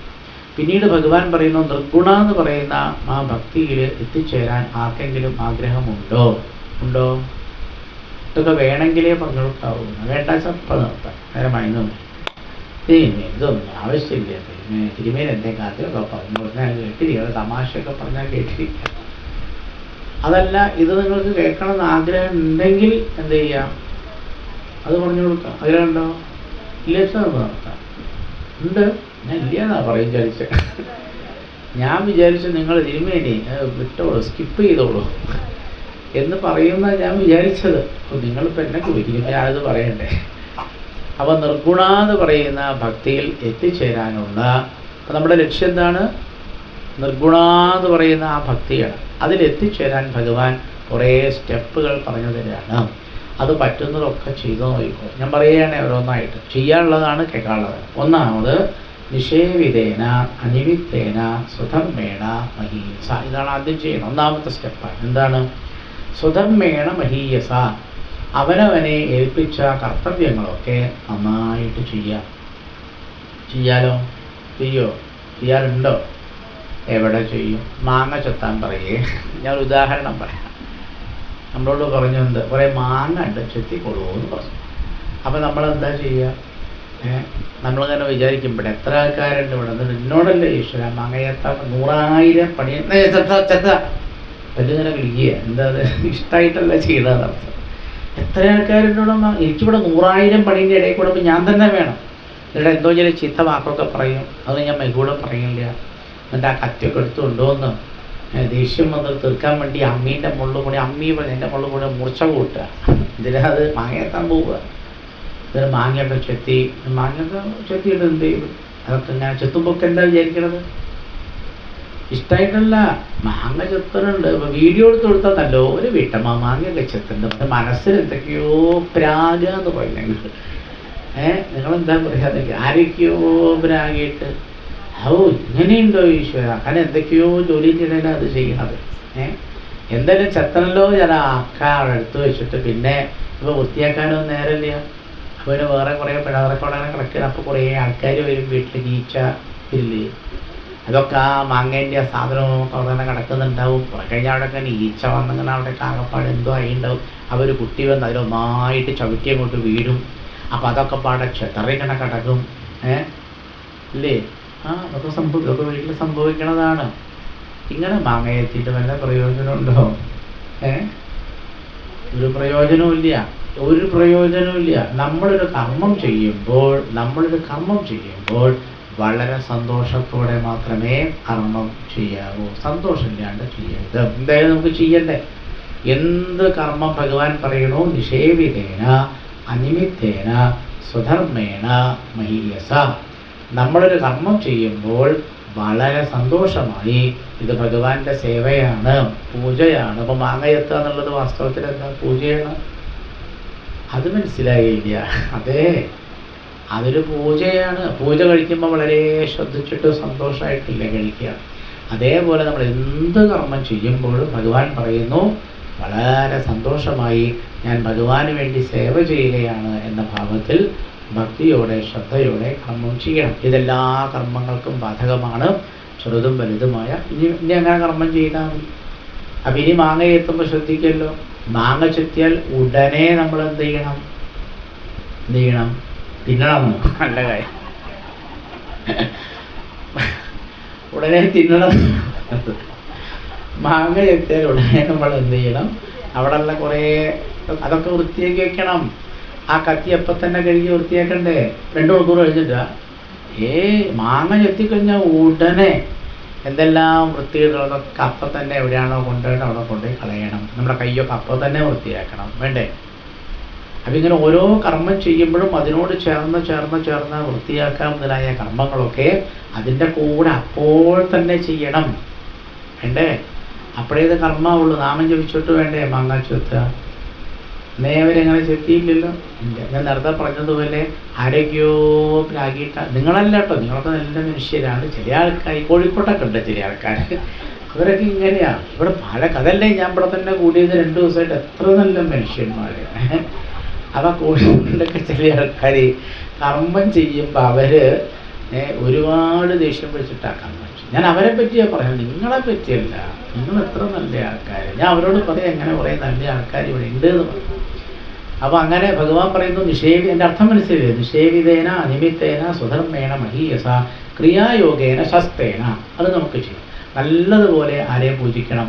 ഭഗവാനെ പൂജിക്കണം. അപ്പം നമുക്ക് വീട്ടിൽ നിന്ന് പൂജിക്കാം. വീട്ടിൽ നല്ലൊരു പൂജാമുറിയൊക്കെ ഒരുക്കി വയ്ക്കുക. ശസ്തേന എന്ന് പറഞ്ഞാൽ എന്താ? അവിടെ പ്രതിമയൊക്കെ നല്ലതുപോലെ ദിവസേന തുടച്ചു വയ്ക്കുക. പൂജാമ്പരൊക്കെ നല്ലതുപോലെ വൃത്തിയാക്കി തുടച്ചു വെച്ച് അവിടെ നല്ല വിളക്ക് കൊളുത്തി വയ്ക്കുക.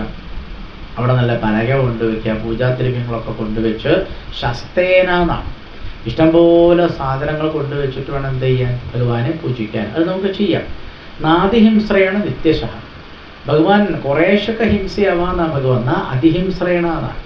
വീട്ടിൽ താമസിക്കുമ്പോഴേ വല്ലാണ്ടൊന്നും മറ്റുള്ളവരെ ഹിംസിക്കണ്ട. അതിൻ്റെ അർത്ഥം എന്താ? കുറേശ്ശൊക്കെ ഹിംസ ഉണ്ടാവും എന്നർത്ഥം. ഉണ്ടാവില്ലേ? ഈ കുറേശ്ശൊക്കെ ഹിംസിക്കാതെ ആർക്ക് ജീവിക്കാൻ പറ്റില്ല? ഈ കുടുംബമായിട്ട് ജീവിക്കുന്നവർക്ക് കുറേശ്ശൊക്കെ ഒന്ന് ഹിംസിക്കാതെ ജീവിക്കാൻ പറ്റും. കുട്ടി വല്ലാണ്ട് വികൃതിയൊക്കെ ഒന്നും കൊടുത്തു പോയില്ലേ? അതിന് ഹിംസയൊന്നുമില്ല. വല്ലാതെ തോന്നിയത് കുട്ടി കാണിക്കുമ്പോൾ സ്വന്തം കുട്ടിയാണെങ്കിലും എന്ത് ചെയ്യും? ഒന്നാട് കൊടുക്കും. അപ്പോൾ കുട്ടി കരയും. പക്ഷെ അതാ വലിയ ഹിംസയൊന്നുമല്ല, സാരമില്ല. ഭഗവാൻ പറയണത് എന്താ? കുറേശ്ശൊക്കെ ഹിംസയാവാം, പക്ഷെ എന്ത് വേണ്ട? അധികം വേണ്ട. എന്തായാലും ഈ കുടുംബമായിട്ട് ജീവിക്കുന്നതൊക്കെ എന്തായാലും ഹിംസ വേണ്ടി വരും. ഹിംസ ഇല്ലാതെ ജീവിക്കാൻ പറ്റും. ഇപ്പം നാദിഹിംസ്രേണ നിത്യശ മദ്ദിഷ്ണ്യ ദർശന സ്പരിശ പൂജ സ്തുതി അഭിവന്ദനേഹി. അമ്പലത്തിൽ പോവുക. ദിഷ്ട്യം എന്ന് പറഞ്ഞാൽ അമ്പലത്തിൽ പോയിട്ട് എന്ത് ചെയ്യണം? ദർശനം, ഭഗവാനെ കാണുക.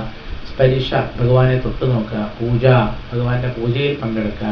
ഭഗവാനെ സ്തുതിക്കുക, ഭഗവാനെ അഭിവന്ദിക്കുക. പിന്നെ ഭൂതേഷു ഇതൊക്കെ ചെയ്തു നോക്കണേ. ഭൂതേഷു മദ്ഭാവനയ. എല്ലാ ഭൂതങ്ങളെ കാണുമ്പോൾ എന്ത് വിചാരിക്കണം? ആ ഭൂതത്തിൻ്റെ ഉള്ളിൽ ഭഗവാനുണ്ട് എന്ന് ഭാവന ചെയ്യണം. ഭൂതം എന്ന് പറഞ്ഞാൽ എന്താ? വസ്തുക്കൾ. ഏത് വസ്തു കാണുമ്പോഴും അതിനുള്ളിൽ ആരെ കാണണം? ഭഗവാനെ കാണണം.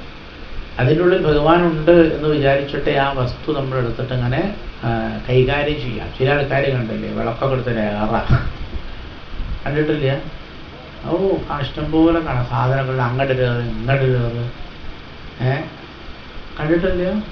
നിങ്ങളൊന്നും കാണാം. കാരണം നിങ്ങൾ ഇത്ര നന്നായി ജീവിച്ചിട്ടാണ് നിങ്ങളൊന്നും കാണാത്തത്. ചില ആൾക്കാർ ഇങ്ങനെ വീട്ടിലുള്ള സാധനമൊക്കെ എടുത്ത് അങ്ങോട്ടും ഇങ്ങോട്ടൊക്കെ വലിച്ചെറിഞ്ഞിട്ടാണ് എന്ത് ചെയ്യുക? കർമ്മങ്ങൾ ചെയ്യുക. ഒരു യുദ്ധരംഗം മാതിരി ഉണ്ടാവും. പല വീട്ടിലുണ്ടാവും അങ്ങനെ. എല്ലാം അങ്ങോട്ട് ഇങ്ങോട്ട് ഒക്കെ ഏറാണ്. എല്ലാ സാധനം ഏറിയായി. ആ കുപ്പായ എടുക്കട്ടെ, പന്ത് പോലെ ഒരൊറ്റ കുപ്പായ. ആ കത്തി നോക്കട്ടെ, പിടിക്കേ ക്രിക്കറ്റൊക്കെ വരും. ഒറ്റ കത്തി. എന്തോ കാര്യം മേക്കുള്ളൂ. ഇങ്ങനെ സകല സാധനങ്ങളൊക്കെ വലിച്ചെറിഞ്ഞ് ജീവിക്കുന്ന ആൾക്കാരെ കണ്ടില്ലേ?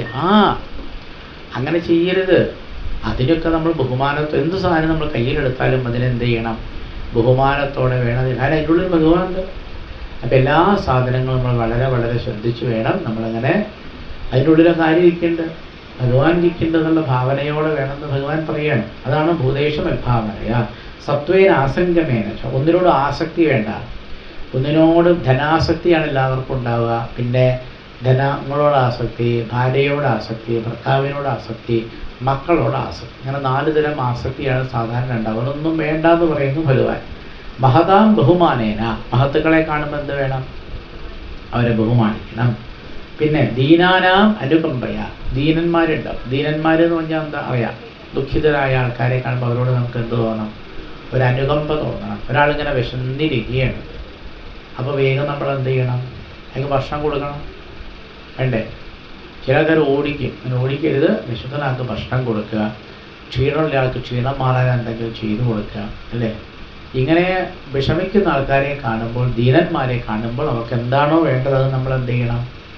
ചെയ്തു കൊടുക്കണം. പിന്നെ മൈത്രിയാശയും ആത്മതുല്യേഷു, അവനവൻ്റെ അതേ സ്ഥാനത്തിരിക്കുന്നവരോട് നമുക്ക് എന്ത് വേണം? മൈത്രി വേണം. അവരെ നമ്മൾ കൂട്ടുകാരെ പോലെ കാണണമെന്നുണ്ട്. യമനിയമങ്ങളൊക്കെ ചെയ്യണം. ആധ്യാത്മികാനുശ്രവണാൽ, ആരെങ്കിലും കഥയൊക്കെ പറയുമ്പോൾ അവിടെ പോയിരുന്ന് ഭഗവാന്റെ കഥ കേൾക്കണം. നാമസങ്കീർത്തനം ചെയ്യണം. ആർജവം വേണം. ആർജവം എന്ന് പറഞ്ഞാൽ എന്താ? ആർജവം എന്ന് പറഞ്ഞാൽ അങ്ങനെ നേരെ നേരെ നേരെ ചിന്തിക്കണം. എല്ലാ കാര്യങ്ങളും നേരെയാവും എന്നേ ചിന്തിക്കാവും. പക്ഷെ പല ആൾക്കാരും ഇതൊന്നും നേരെയാവില്ല എന്നാണ് ചിന്തിക്കുക, അല്ലേ? അങ്ങനെയാണ്. ചില ആൾക്കാർക്ക് ഈശ്വര 10-90 വയസ്സായിട്ട് ഞാനങ്ങനെ വയ്യാണ്ടായ എന്താ ചെയ്യുക? മകൻ ഇവിടെ ഇല്ല, മകൾ ഇവിടെ ഇല്ല, ആരും ഇല്ല, ഈ വയ്യാണ്ടായ ഞാൻ എന്താ ചെയ്യുക? നടക്കാനുണ്ട്. തെക്കേ വീട്ടിലെ കല്യാണിയമ്മ വീണിട്ടേ എല്ലൊക്കെ പൊട്ടിയിരിക്കുക അത്ര. ഈശ്വര കല്യാണിയമ്മേ, ഞാനിതുപോലെ ഇവിടെ ഇന്നലെ എന്തോ ഭാഗ്യം വഴിക്കിയതാ, എന്തോ ഭാഗ്യം വീണില്ല. ഞാനിവിടെ എവിടെയെങ്കിലും വീണാലോ? ഈ വീഴാത്തയാൾ വീണാലോ എന്ന് വിചാരിക്കണം. എനിക്ക് രോഗം വന്നാലോ? ഏത് ഹോസ്പിറ്റലിലേക്ക് ഞാൻ പോവുക? ഇൻഷുറൻസ് എടുത്താലോ? എന്നിട്ട് രോഗം വരുമോ എന്ന് വിചാരിച്ചിട്ട് നമ്മളെന്ത് ചെയ്യും? അഥവാ രോഗം വന്നാൽ അവിടെ നാൾ 46 ലക്ഷം അത്ര ചിലവായത്. എന്നാൽ എനിക്ക് ആയിക്കോട്ടെ ഒരു ഇൻഷുറൻസ്. അങ്ങനെ ഭാവിയിൽ രോഗം വരുമോ എന്ന് വിചാരിച്ച് നിങ്ങൾ ഇൻഷുറൻസ് എടുത്താൽ ഗുരുവായൂരപ്പം വിചാരിക്കും തഥാസ്തു, അമ്മ ഇൻഷുറൻസ് എടുത്തുകൊണ്ട് അമ്മയ്ക്ക് രോഗങ്ങൾ വരട്ടെ എന്നാലും വിചാരിക്കും. അപ്പോൾ ഭാവിയിൽ വേണ്ടാത്തതൊന്നും വരുന്നു വിചാരിക്കരുത് കേട്ടോ. പിന്നെ എന്താ വിചാരിക്കുക? ഇതിനാണ് ഈ ആവശ്യമില്ലാത്ത ചിന്തിക്കേണ്ടത്. നമുക്ക് ഇഷ്ടമുള്ളത് ചിന്തിച്ചാൽ പോലെ. രോഗം വരാൻ ആർക്കെങ്കിലും ഇഷ്ടമുണ്ടോ? ഇല്ല. അപ്പോൾ നമ്മളതിനെപ്പറ്റി ചിന്തിക്കേണ്ട. നമുക്കെന്താ ഇഷ്ടം? നമുക്ക് ആ 90 വയസ്സിലും നല്ല പ്രസരിപ്പ്, അല്ലേ? 90ാമത്തെ വയസ്സിലും നമ്മളോട് ചോദിക്കേണ്ട ഏത് സോപ്പാ തേച്ച് കുളിക്കണത് എന്ന് ചോദിക്കണം. എന്നിട്ട് രാവിലെ നമ്മൾ നല്ല 90 വയസ്സുള്ളപ്പോൾ നല്ല ട്രൗസറൊക്കെ ഇട്ട് രാവിലെ 2 കിലോമീറ്റർ ഓടി വന്നു. 90 വയസ്സായി. വന്ന സമയത്ത് 5-6 ഇഡ്ഡലിയൊക്കെ കഴിച്ചു രാവിലെ. 5-6 ഇഡ്ഡലി രാവിലെ. അത് കഴിഞ്ഞെല്ലാം ഭാഗവതമൊക്കെ വായിച്ചു, ഉറക്ക വായിച്ചു, എല്ലാവരും കേട്ടു. അതൊക്കെ കഴിഞ്ഞപ്പോൾ നേരെ ഉച്ചയായപ്പോൾ ഇഷ്ടം പോലെ ശാപ്പാടൊക്കെ കഴിച്ചു, നല്ല സാമ്പാറും ഒക്കെ കൂടി. 90 വയസ്സായി. എല്ലാവരോടും വർത്തമാനമൊക്കെ പറഞ്ഞു, ബന്ധുക്കളൊക്കെ വന്നു. അങ്ങനെ 2 മണിക്ക് രാമായണമൊക്കെ വായിച്ചു. അത് കഴിഞ്ഞപ്പോൾ പിന്നെ പുറത്തൊക്കെ ഒന്ന് ഇറങ്ങി വന്നു, നടക്കാനൊക്കെ പോയി, എങ്ങാടിയിലൊക്കെ പോയി. അത് കഴിഞ്ഞപ്പോൾ സാധനമൊക്കെ വാങ്ങിക്കൊണ്ടുവന്ന് എല്ലാവർക്കും അതൊക്കെ കൊടുത്തു. പിന്നെ സന്ധ്യയാകുമ്പോൾ വീണ്ടും കുളിച്ചു, എണ്ണയൊക്കെ തെച്ച് സുഖമായിട്ട് കുളിച്ചു. അത് കഴിഞ്ഞ് നാമൊക്കെ ജപിച്ചു, ഭജനയൊക്കെ പാടി, രാത്രി 9 സുഖമായിട്ട് കിടന്നുറങ്ങി. അങ്ങനെയല്ലേ വിചാരിക്കേണ്ടത്? അങ്ങനെയല്ലേ 90ാമത്തെ വയസ്സിൽ ജീവിക്കേണ്ടത്? മക്കളും പേരക്കുട്ടികളും എല്ലാവരും വീട്ടിലുണ്ട്. ഒരു 50ഓളം ആൾക്കാരുണ്ട് വീട്ടിൽ. അപ്പോൾ ആ വീട്ടിലുള്ള 50ഓളം കുടുംബാംഗങ്ങളുടെ നടുക്കാണ് വീട്ടിലെ സ്റ്റാറായിട്ട് ആയിരിക്കുന്നത് ഈ 90 വയസ്സുള്ള മുത്തശ്ശൻ. ഞാനാണ് സ്റ്റാർ. എല്ലാവർക്കും മുത്തശ്ശനെ വേണം. പേരക്കുട്ടികളൊക്കെ മുത്തശ്ശാന്ന് വിളിച്ചു വരുന്നു. 4 പേരക്കുട്ടി ഇതിലേ 4 ചേരക്കുട്ടിയല്ല പേരക്കുട്ടി, 4 പേരക്കുട്ടി ഇതിലേ മുത്തശ്ശൻ്റെ മേലിൽ കയറി കളിക്കണു. അവിടെ മക്കളൊക്കെ വിളിക്കണു. റിട്ടയറായി മക്കളൊക്കെ. അപ്പോൾ റിട്ടയറായ മക്കളൊക്കെ എന്ത് ചെയ്യുന്നുണ്ട്? മക്കൾ റിട്ടയറായല്ലോ. അപ്പോൾ അവരൊക്കെ വന്നിട്ട് അച്ഛനോട് വരെ കാര്യങ്ങൾ പറയുന്നുണ്ട്. ഭാര്യ എടുത്തിരിക്കുന്നുണ്ട്, അല്ലേ? ഇങ്ങനെ സന്തോഷമായിട്ടിരിക്കുന്നതാണ് നമ്മൾ എന്ത് ചെയ്യേണ്ടത്? മനസ്സിലായോ? ഇങ്ങനെയേ വിചാരിക്കോ? അപ്പോൾ നമുക്ക് എപ്പോഴും നമ്മുടെ ഭാവിയിലേക്ക് നോക്കുമ്പോൾ നമ്മളെപ്പോഴും എന്തേ കാണാവൂ? വളരെ ശോഭനമായ അതിമനോഹരമായ ഭാവിയാണ് നമ്മൾ മനസ്സിൽ കാണേണ്ടത്. കാര്യം മനസ്സിലായല്ലോ? പിന്നെ ആര്യസംഘം ചെയ്യണം. ആര്യസംഘം പറഞ്ഞാൽ എന്താ?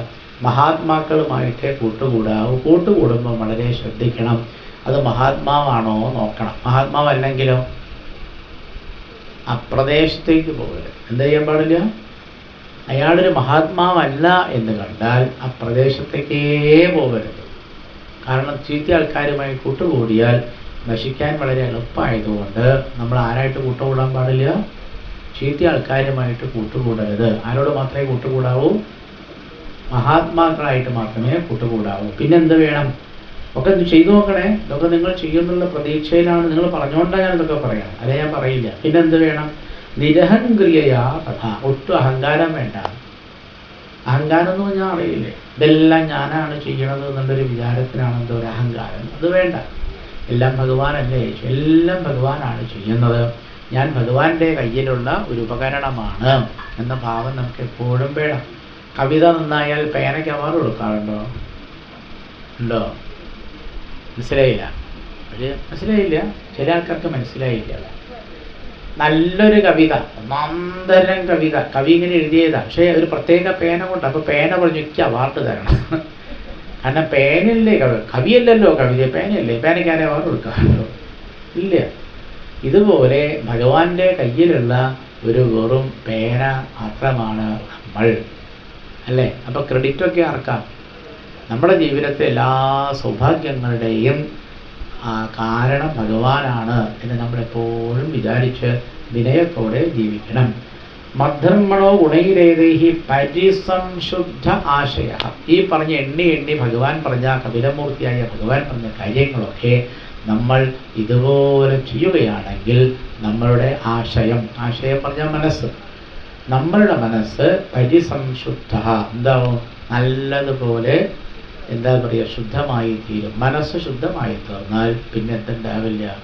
ഒരവയവങ്ങൾക്ക് ഒരു കേടുണ്ടാവില്ല. മനസ്സിലായോ? ഇതൊക്കെ എല്ലാവരോടും പറഞ്ഞു കൊടുത്താൽ നമുക്ക് ചികിത്സയിൽ നിന്ന് രക്ഷപ്പെടാം. അപ്പം നമ്മുടെ മനസ്സ് നേരെയാവാത്തതുകൊണ്ടാണ് എന്തുണ്ടാവുന്നത്? എല്ലാ അസുഖങ്ങളുടെയും പ്രധാന പല കാരണങ്ങളുണ്ടാവും അസുഖം വരാൻ. പ്രധാന കാരണമാണ് ഭഗവാൻ പറയുന്നത് ഇതാണ്, പരിസംശുദ്ധമല്ല നമ്മളുടെ മനസ്സ്. അതുകൊണ്ട് നമ്മളുടെ മനസ്സെപ്പോഴും ശുദ്ധമാക്കി വയ്ക്കുക, നല്ല കർമ്മങ്ങൾ ചെയ്യുക, നല്ലത് മാത്രം പ്രവർത്തിക്കുക, നല്ലത് മാത്രം ചിന്തിക്കുക. അങ്ങനെ മനസ്സിനെ ശുദ്ധമാക്കണം. പുരുഷസ്യ അഞ്ജസ അഭ്യേദേ ശ്രുതമാത്ര ഗുണം കിം. അപ്പോൾ അമ്മ ചോദിച്ചു, ഉണ്ണി ഇതൊക്കെ പാട് ചെയ്യുമ്പോൾ ഒരുപാട് സമയാവില്ലേ ചോദിച്ചു. അപ്പം ഭഗവാൻ പറയേ ഇതൊക്കെ വളരെ എളുപ്പത്തിൽ ഏത് മനുഷ്യനും ചെയ്യാവുന്ന കാര്യങ്ങളാണ്. ഇതിന് പണച്ചെലവൊന്നുമില്ലല്ലോ അല്ലേ? ഇതുവരെ പറഞ്ഞ ഒരു കാര്യത്തിന് നമ്മൾ ഒരു രൂപ പോലും ചിലവാക്കണ്ട. ആധ്യാത്മികമായ ഒരു കാര്യത്തിന് എന്തില്ല? പണച്ചെലവില്ല. ഈ പറഞ്ഞ ഒന്നിനും ഒരു രൂപ പോലും ചിലവാക്കണം. അങ്ങനെ നമ്മൾ ചെയ്തു കഴിഞ്ഞാൽ അഹം സർവേഷു ഭൂതേഷു ഭൂതാത്മാവസ്ഥിര സദാ തം അവജ്ഞായ മാമർത്തെ കുലരെ അർച്ചാവിഡംബരം. അതുകൊണ്ട് എല്ലാ ജീവജാലങ്ങളിലും നമ്മൾ ആരെ കാണണം? ഭഗവാനെ. അതുകൊണ്ട് ഞാൻ പറഞ്ഞു അതവിടെ കടന്നോട്ടെ. പലരും ഇതിനെ കണ്ടാൽ എന്താ ചെയ്യുക? കല്ലെടുത്തെറിയില്ലേ? സാധാരണ പലരും ഇതിനെ കണ്ടാൽ എന്ത് ചെയ്യും?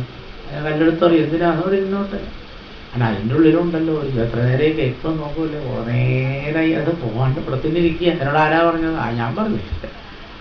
അപ്പം അതിൻ്റെ ഉള്ളിലുണ്ടൊരു ജീവൻ, അതിൻ്റെ ഉള്ളിലുണ്ട്. അതെന്തോ കർമ്മദോഷം കൊണ്ട് അങ്ങനെ ചെയ്ത് മാത്രം. അപ്പം ഇങ്ങനെ എല്ലാ ജീവജാലങ്ങളെയും നമ്മൾ എന്ത് ചെയ്യണം? അതിൻ്റെക്കുള്ളിൽ ഈശ്വരനുണ്ട് എന്ന് വിചാരിച്ച് അവരെ നമ്മൾ എന്ത് ചെയ്യണ്ട? പലരും അതിന് എറിയുക, കല്ലെടുത്തറിയുക, തല്ലി ഓടിക്കുക, ഒന്നും വേണ്ട. അപ്പം എല്ലാ ജീവജാലം ഭഗവാൻ പറയാണ് മഹതാം ബഹുമാനേന. അവിടെ പറയണം എല്ലാ ഭൂതേഷ ബദ്ധവൈരസ്യ എന്ന മനഃശാന്തി മൃച്ഛതി ദ്വിഷത പരകായേമ മാനിനോ ഭിന്നദർശിന ഭൂതേഷ ബദ്ധവൈരസ്യ ന മനഃ ശാന്തി മൃച്ഛതി. നിങ്ങൾക്ക് ആരോടെങ്കിലും വൈരമുണ്ടെങ്കിൽ നിങ്ങളുടെ മനസ്സൊരിക്കലും ശാന്തമാവുകയില്ല. അതല്ലേ ശിശുപാലൻ്റെ മനസ്സ് ഒരിക്കലും ശാന്തമായിരുന്നില്ല. കൃഷ്ണനോട് വൈരായിരുന്നു അല്ലേ? കംസൻ്റെ മനസ്സ് ശാന്തമായിരുന്നില്ല. കംസന് ഭഗവാനെ ശത്രുവായിട്ടാണ് കണ്ടത്. അപ്പോൾ നമ്മളുടെ മനസ്സിൽ നമ്മൾ ഒരാളെ ആരായിട്ട് കാണണ്ട? ശത്രുവായിട്ട് കാണണ്ട. അപ്പോഴാണ് മനസ്സെന്താ അങ്ങനെ വിചാരിച്ചാൽ, ആരെയെങ്കിലും നമ്മളങ്ങനെ വിചാരിച്ചാൽ ഭഗവാൻ പറയുന്നു മനസ്സിന് ശാന്തി ഉണ്ടാവില്ല. അഹമുച്ചാവജൈഹി ദ്രവ്യൈഹി ക്രിയയാ ഉൽപ്പന്നയാ അനഘേ നൈവ തുഷ്യേ അർച്ചിതഃ അർച്ചായാം ഭൂതഗ്രാമ അവമാനിന. എന്താ ഇതിൻ്റെ അർത്ഥം എന്ന് അറിയോ? ഒരാൾ അമ്പലത്തിൽ വന്ന് കേമായിട്ട് പൂജയൊക്കെ കഴിച്ചു. ഒരാൾ കേമായിട്ട് പൂജയൊക്കെ കഴിച്ചു, എല്ലാവർക്കും വലിയ സന്തോഷമായി. അതൊക്കെ കഴിഞ്ഞ് അയാൾ പുറത്തേക്ക് പോവുക. അയാൾ ആ പോണ വഴിക്കിൽ അയാൾ എന്ത് ചെയ്തു? അയാളൊരു ജീവിയെ ഉപദ്രവിച്ചു എന്ന് വിചാരിക്കുക. ഒരു ജീവി അയാൾ ഉപദ്രവിച്ചാൽ ഭഗവാൻ പറയണോ എനിക്ക് അയാളെ ഇഷ്ടമാവില്ല. അയാൾ പൂജയൊക്കെ കഴിച്ചു, പക്ഷെ അയാൾ എന്ത് ചെയ്തു? അയാളൊരു ജീവിയെ ഉപദ്രവിച്ചാൽ എനിക്ക് അയാളെ ഇഷ്ടപ്പെടാൻ കഴിയില്ല എന്നാര് പറഞ്ഞു? ഭഗവാൻ. നേരെ മറിച്ച് വേറൊരാൾ പൂജയൊന്നും കഴിക്കണില്ല, അയാൾ ജീവജാലങ്ങളൊക്കെ സ്നേഹിക്കുകയാണെങ്കിലോ അയാളെയാണ് എനിക്ക് കൂടുതൽ ഇഷ്ടം. അപ്പോൾ എല്ലാ ജീവജാലങ്ങൾക്കും എന്താണോ വേണ്ടത് അത് ചെയ്തു കൊടുത്തുകൊണ്ട് വളരെ സ്നേഹത്തോടെ ഇവരെല്ലാവരും വേണ്ടേ നമുക്ക് ജീവിക്കാൻ? മനുഷ്യന് ഭൂമിയിൽ ജീവിക്കാൻ ഉറുമ്പുകൾ വേണം, പാമ്പുകൾ വേണം, തേനീച്ച വേണം, കടന്നൽ വേണം, പക്ഷികൾ വേണം, കൃമികൾ വേണം, കീടങ്ങൾ വേണം. എല്ലാ ജീവജാലങ്ങളുമുള്ള ഭൂമിയിലെ മനുഷ്യന് സുഖമായിട്ട് ജീവിക്കാൻ പറ്റുള്ളൂ. എന്ന് ഭഗവാൻ പറയുന്നു, എല്ലാ ജീവജാലങ്ങളെയും എന്ത് ചെയ്യണം? നന്നായിട്ട് സ്നേഹിക്കണം. അവരെല്ലാവരും നമ്മുടെ കുടുംബാംഗങ്ങളാണ് എന്ന് വിചാരിച്ചിട്ടാണ് നാം ജീവിക്കേണ്ടത്. ആത്മനശ്ച പരസ്യാപീയ കരോതി അന്തരോദരം തസ്യ ഭിന്നദൃശോ മൃത്യുഹു വിദതേ ഭയമുൽപ്പണം. ആരാണോ ഞാൻ വേറെ നീ വേറെ എന്ന് വിചാരിക്കുന്നത് അവൻ ചാവുന്നു, ബാക്കിയുള്ളവരൊന്നും ചാവില്ല. അല്ലേ? മനസ്സിലായോ പറഞ്ഞത്? നമ്മൾ മൃത്യോർമ അമൃതം ഗമയാന്ന് കേട്ടിട്ടില്ലേ? അപ്പോൾ ഞാൻ വേറെ നീ വേറെ എന്ന് വിചാരിച്ച് ജീവിക്കുന്നവരൊക്കെ ചാവും. നേരെ മറിച്ച് ഞാനും നീയും ഒന്നാണ് എന്ന് വിചാരിക്കുന്ന ചാവില്ല. അവനെന്തുണ്ടാവും? അവന് മൃത്യുവിനെ ജയിക്കാൻ കഴിയും. അതുകൊണ്ട് ചുരുക്കി പറഞ്ഞാൽ ഭഗവാനൊരു ചുരുക്കം പറയാണ്, അധമാം സർവഭൂതേഷു ഭൂതാത്മാനം കൃതാലയം ഹരിഹയേൽ ദാനമാനാഭ്യാം മൈത്രയ അഭിന്നേന കർഷക. ഇതാണ് കാവ്യത്തിൻ്റെ സാരം. എല്ലാ ജീവജാലങ്ങളിലും ജീവനില്ലാത്ത വസ്തുക്കളിലും ആര് താമസിക്കുന്നുണ്ട്? ഗുരുവായൂരപ്പൻ വീട് വെച്ച് താമസിക്കുന്നുണ്ട് എന്ന് ആ ശ്ലോകത്തിൻ്റെ അർത്ഥം. അപ്പോൾ ഗുരുവായൂരപ്പൻ ഇഷ്ടംപോലെ വീടുകളാണ്, നമ്മുടെ മാതിരിയല്ല. മനസ്സിലായില്ല? ഓരോ ജീവിയും വാസ്തവത്തിൽ ഭഗവാൻ താമസിക്കുന്ന വീടാണ്. അപ്പോൾ നമ്മളൊരു ഉറുമ്പ് ഇങ്ങനെ പോണത്, ഈ പഴയ അമ്മമാരൊക്കെ നമ്മളോട്, എൻ്റെ അമ്മ എന്നോട് പറഞ്ഞിരുന്നു, എല്ലാ അമ്മമാരും പറയാറുണ്ട്, ഒരു ചെറിയൊരു പുഴു ഇങ്ങനെ പോണത് കാണാല്ലേ, നല്ല മിനുസുണ്ട്. അപ്പം അമ്മ കുട്ടിയോട് പറയും, അതേ. അപ്പം ആ കുട്ടി ഇതെങ്ങനെ ഉപദ്രവിക്കാൻ നോക്കുമ്പോൾ അമ്മ പറയത്തുള്ളേ, എന്താമേ? അത് സരസ്വതിയുടെ വീട്ടിലെ എണ്ണ കൊണ്ടുപോവുക. അതേ. അപ്പം ആ ചെറിയ കുട്ടി ഇങ്ങനെ കൗതുകത്തെ, ആ കുട്ടി പിന്നെ ഒന്ന് കയ്യിൽ തീർക്കലാണ്, കുത്താൻ വിളിച്ചറിഞ്ഞു. ആണോ? അതേ, നമ്മുടെ സരസ്വതിയില്ലേ? കഴിഞ്ഞോളം നീ നവരാത്രിക്ക് പൂജ, ആ സരസ്വതിയുടെ അവിടേക്ക് എണ്ണ കൊണ്ടുപോവുക. ആര്? ആ ചെറിയ ജീവിയുടെ പുറത്തൊരു എണ്ണമയം ഉണ്ടാവും. അപ്പം ആ കുട്ടിക്ക് വലിയ ബഹുമാനം, ഇങ്ങനെ പിന്നാലെ പോയി നോക്കുന്നത് എവിടേക്കാണ് പോണത്. പക്ഷേ അന്ന് തൊട്ട് ആ കുട്ടിക്ക് ആ ജീവിയോട് വലിയ ബഹുമാനമായില്ലേ? സരസ്വതി ഭഗവതിയുടെ അടുത്തേക്ക് ഞാൻ പഠിക്കണത്, എനിക്ക് നല്ല മാർക്ക് കിട്ടിയത് ആ സരസ്വതിയുടെ പ്രസാദം കൊണ്ട്. ആ സരസ്വതിയുടെ അടുത്തേക്ക് എണ്ണ കൊണ്ടുപോയി ചെറിയ കണ്ടുവോ ആ പുഴു? വലിയ ബഹുമാനേ. നോക്കി നോക്കി നോക്കി ആ കുട്ടിയെ പിന്നാലെ പോയില്ലേ ഇതിൻ്റെ. എന്തിനാ പറഞ്ഞത്? അത് ഭാഗവതാണ്.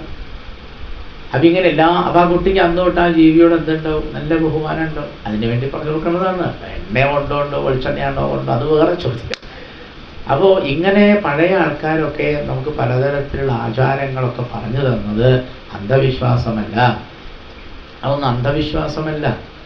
ഇതിന് നമ്മളുടെ ലക്ഷ്യം ഇതാണ്. ആ ലക്ഷ്യത്തിലെത്താൻ വേണ്ടി നമ്മുടെ പഴയ ആൾക്കാർ ചെയ്തിരുന്ന ചില ഉപായങ്ങളാണ് ഇത്തരത്തിലുള്ള ആചാരങ്ങളും അനുഷ്ഠാനങ്ങളൊക്കെ എന്ന് മനസ്സിലാക്കിയിട്ട് നമ്മുടെ ആചാരങ്ങൾ, പഴയ ആചാരങ്ങളൊക്കെ നല്ലതാണ്, ഒന്നും അന്ധവിശ്വാസമൊന്നുമല്ല എന്ന് തിരിച്ചറിഞ്ഞുകൊണ്ട് നല്ല മനുഷ്യരായിട്ട് ജീവിക്കണം എന്നാണ് കാപിലത്തിൻ്റെ സാരം. ഏതായാലും ഞാൻ അതിനകത്തുള്ള കുറച്ച് ശ്ലോകങ്ങളെ ചൊല്ലിയിട്ടുള്ളൂ. 9 അധ്യായങ്ങളുണ്ട്. എല്ലാ അധ്യായത്തിലും എല്ലാ ശ്ലോകം ഇരുന്നിങ്ങനെ പറഞ്ഞാൽ കാലം കുറേ പിടിക്കും. അതിനൊന്നും നമുക്ക് സമയമില്ലാത്തതുകൊണ്ട് ഏതായാലും കുറച്ചൊക്കെ മനസ്സിലായല്ലോ അല്ലേ? അത് മതി. ആ മനസ്സിലായ കാര്യമൊക്കെ അതേപോലെ നിങ്ങൾ എന്ത് ചെയ്താൽ മതി? നടപ്പിൽ വരുത്തുക. അപ്പം നിങ്ങൾക്ക് നേരെയും. അപ്പോൾ ഏതായാലും ഇതൊക്കെ നിങ്ങളുടെ ജീവിതത്തിൽ മെല്ലെ മെല്ലെ നടപ്പിൽ വരുത്തും എന്നുള്ളൊരു പ്രതീക്ഷയിലാണ് ഞാനിവിടെ വാക്കുകൾ പൂർത്തിയാക്കുന്നത്. നമുക്ക് വീണ്ടും ആരെ നമസ്കരിക്കാം? ആ കപിലമൂർത്തിയായ ഭഗവാനെ ഒന്നുകൂടി നമുക്ക് നമസ്കരിച്ചിട്ട് ഈ പ്രകരണം, ഞാനിങ്ങനെ മറച്ചു നോക്കുമ്പോൾ കുറേ ഇനിയും നമുക്ക് പ്രകരണങ്ങൾ, അതുകൊണ്ട് നമുക്ക് ആ കപിലമൂർത്തിയായിരിക്കുന്ന ആ ഭഗവാനെ ആ അമ്മയുടെ പിന്നിൽ നിന്ന് എന്ത് ചെയ്യാം? ഒന്നുകൂടി നമസ്കരിക്കാം. അവസാനമായിട്ട് ആ അമ്മ ഭഗവാനെ നമസ്കരിച്ചു. അമ്മയുടെ എല്ലാ സംശയങ്ങളും ഭഗവാൻ തീർത്തു കൊടുത്തു. തം ത്വാമഹം ബ്രഹ്മ പരം പുമാംസം പ്രത്യക്സ്രോതസി ആത്മനി സംവിഭാവ്യം സ്വതേജസാം ദുസ്തഗുണപ്രവാഹം വന്ദേ വിഷ്ണു കപിലം വേദവർദ്ധം. അപ്പം ഇനി പാരായണമാണ് വേണ്ടത്. അപ്പോൾ നമുക്ക് തൽക്കാലം നിർത്താം. സർവത്ര ഗോവിന്ദനാമ സങ്കീർത്തനം. ഗോവിന്ദ ഗോവിന്ദ നാരായണ നാരായണ നാരായണ നാരായണ നാരായണ നാരായണ നാരായണ നാരായണ. ഇപ്പോൾ നിർത്തിയിരിക്കുകയാണ്. ഇനി നമുക്ക് എന്തോ ഇന്നലെ മോര് കുടിക്കാറുണ്ടായിരുന്നു അല്ലേ? അതൊക്കെ ചെയ്തു കൊടുത്തോളൂ, എല്ലാവർക്കും കൊടുത്തു. എല്ലാവരും ഒന്ന് എഴുന്നേറ്റിട്ട് അവിടെ ഒരു സംഭാരം എന്ന് ഞങ്ങൾ പറയും, അതല്ലേ പറയുക? എല്ലാവർക്കും സംഭാരവും കൊടുത്തോ. എഴുന്നേറ്റോളൂ, ഒരു 5 മിനിറ്റ്.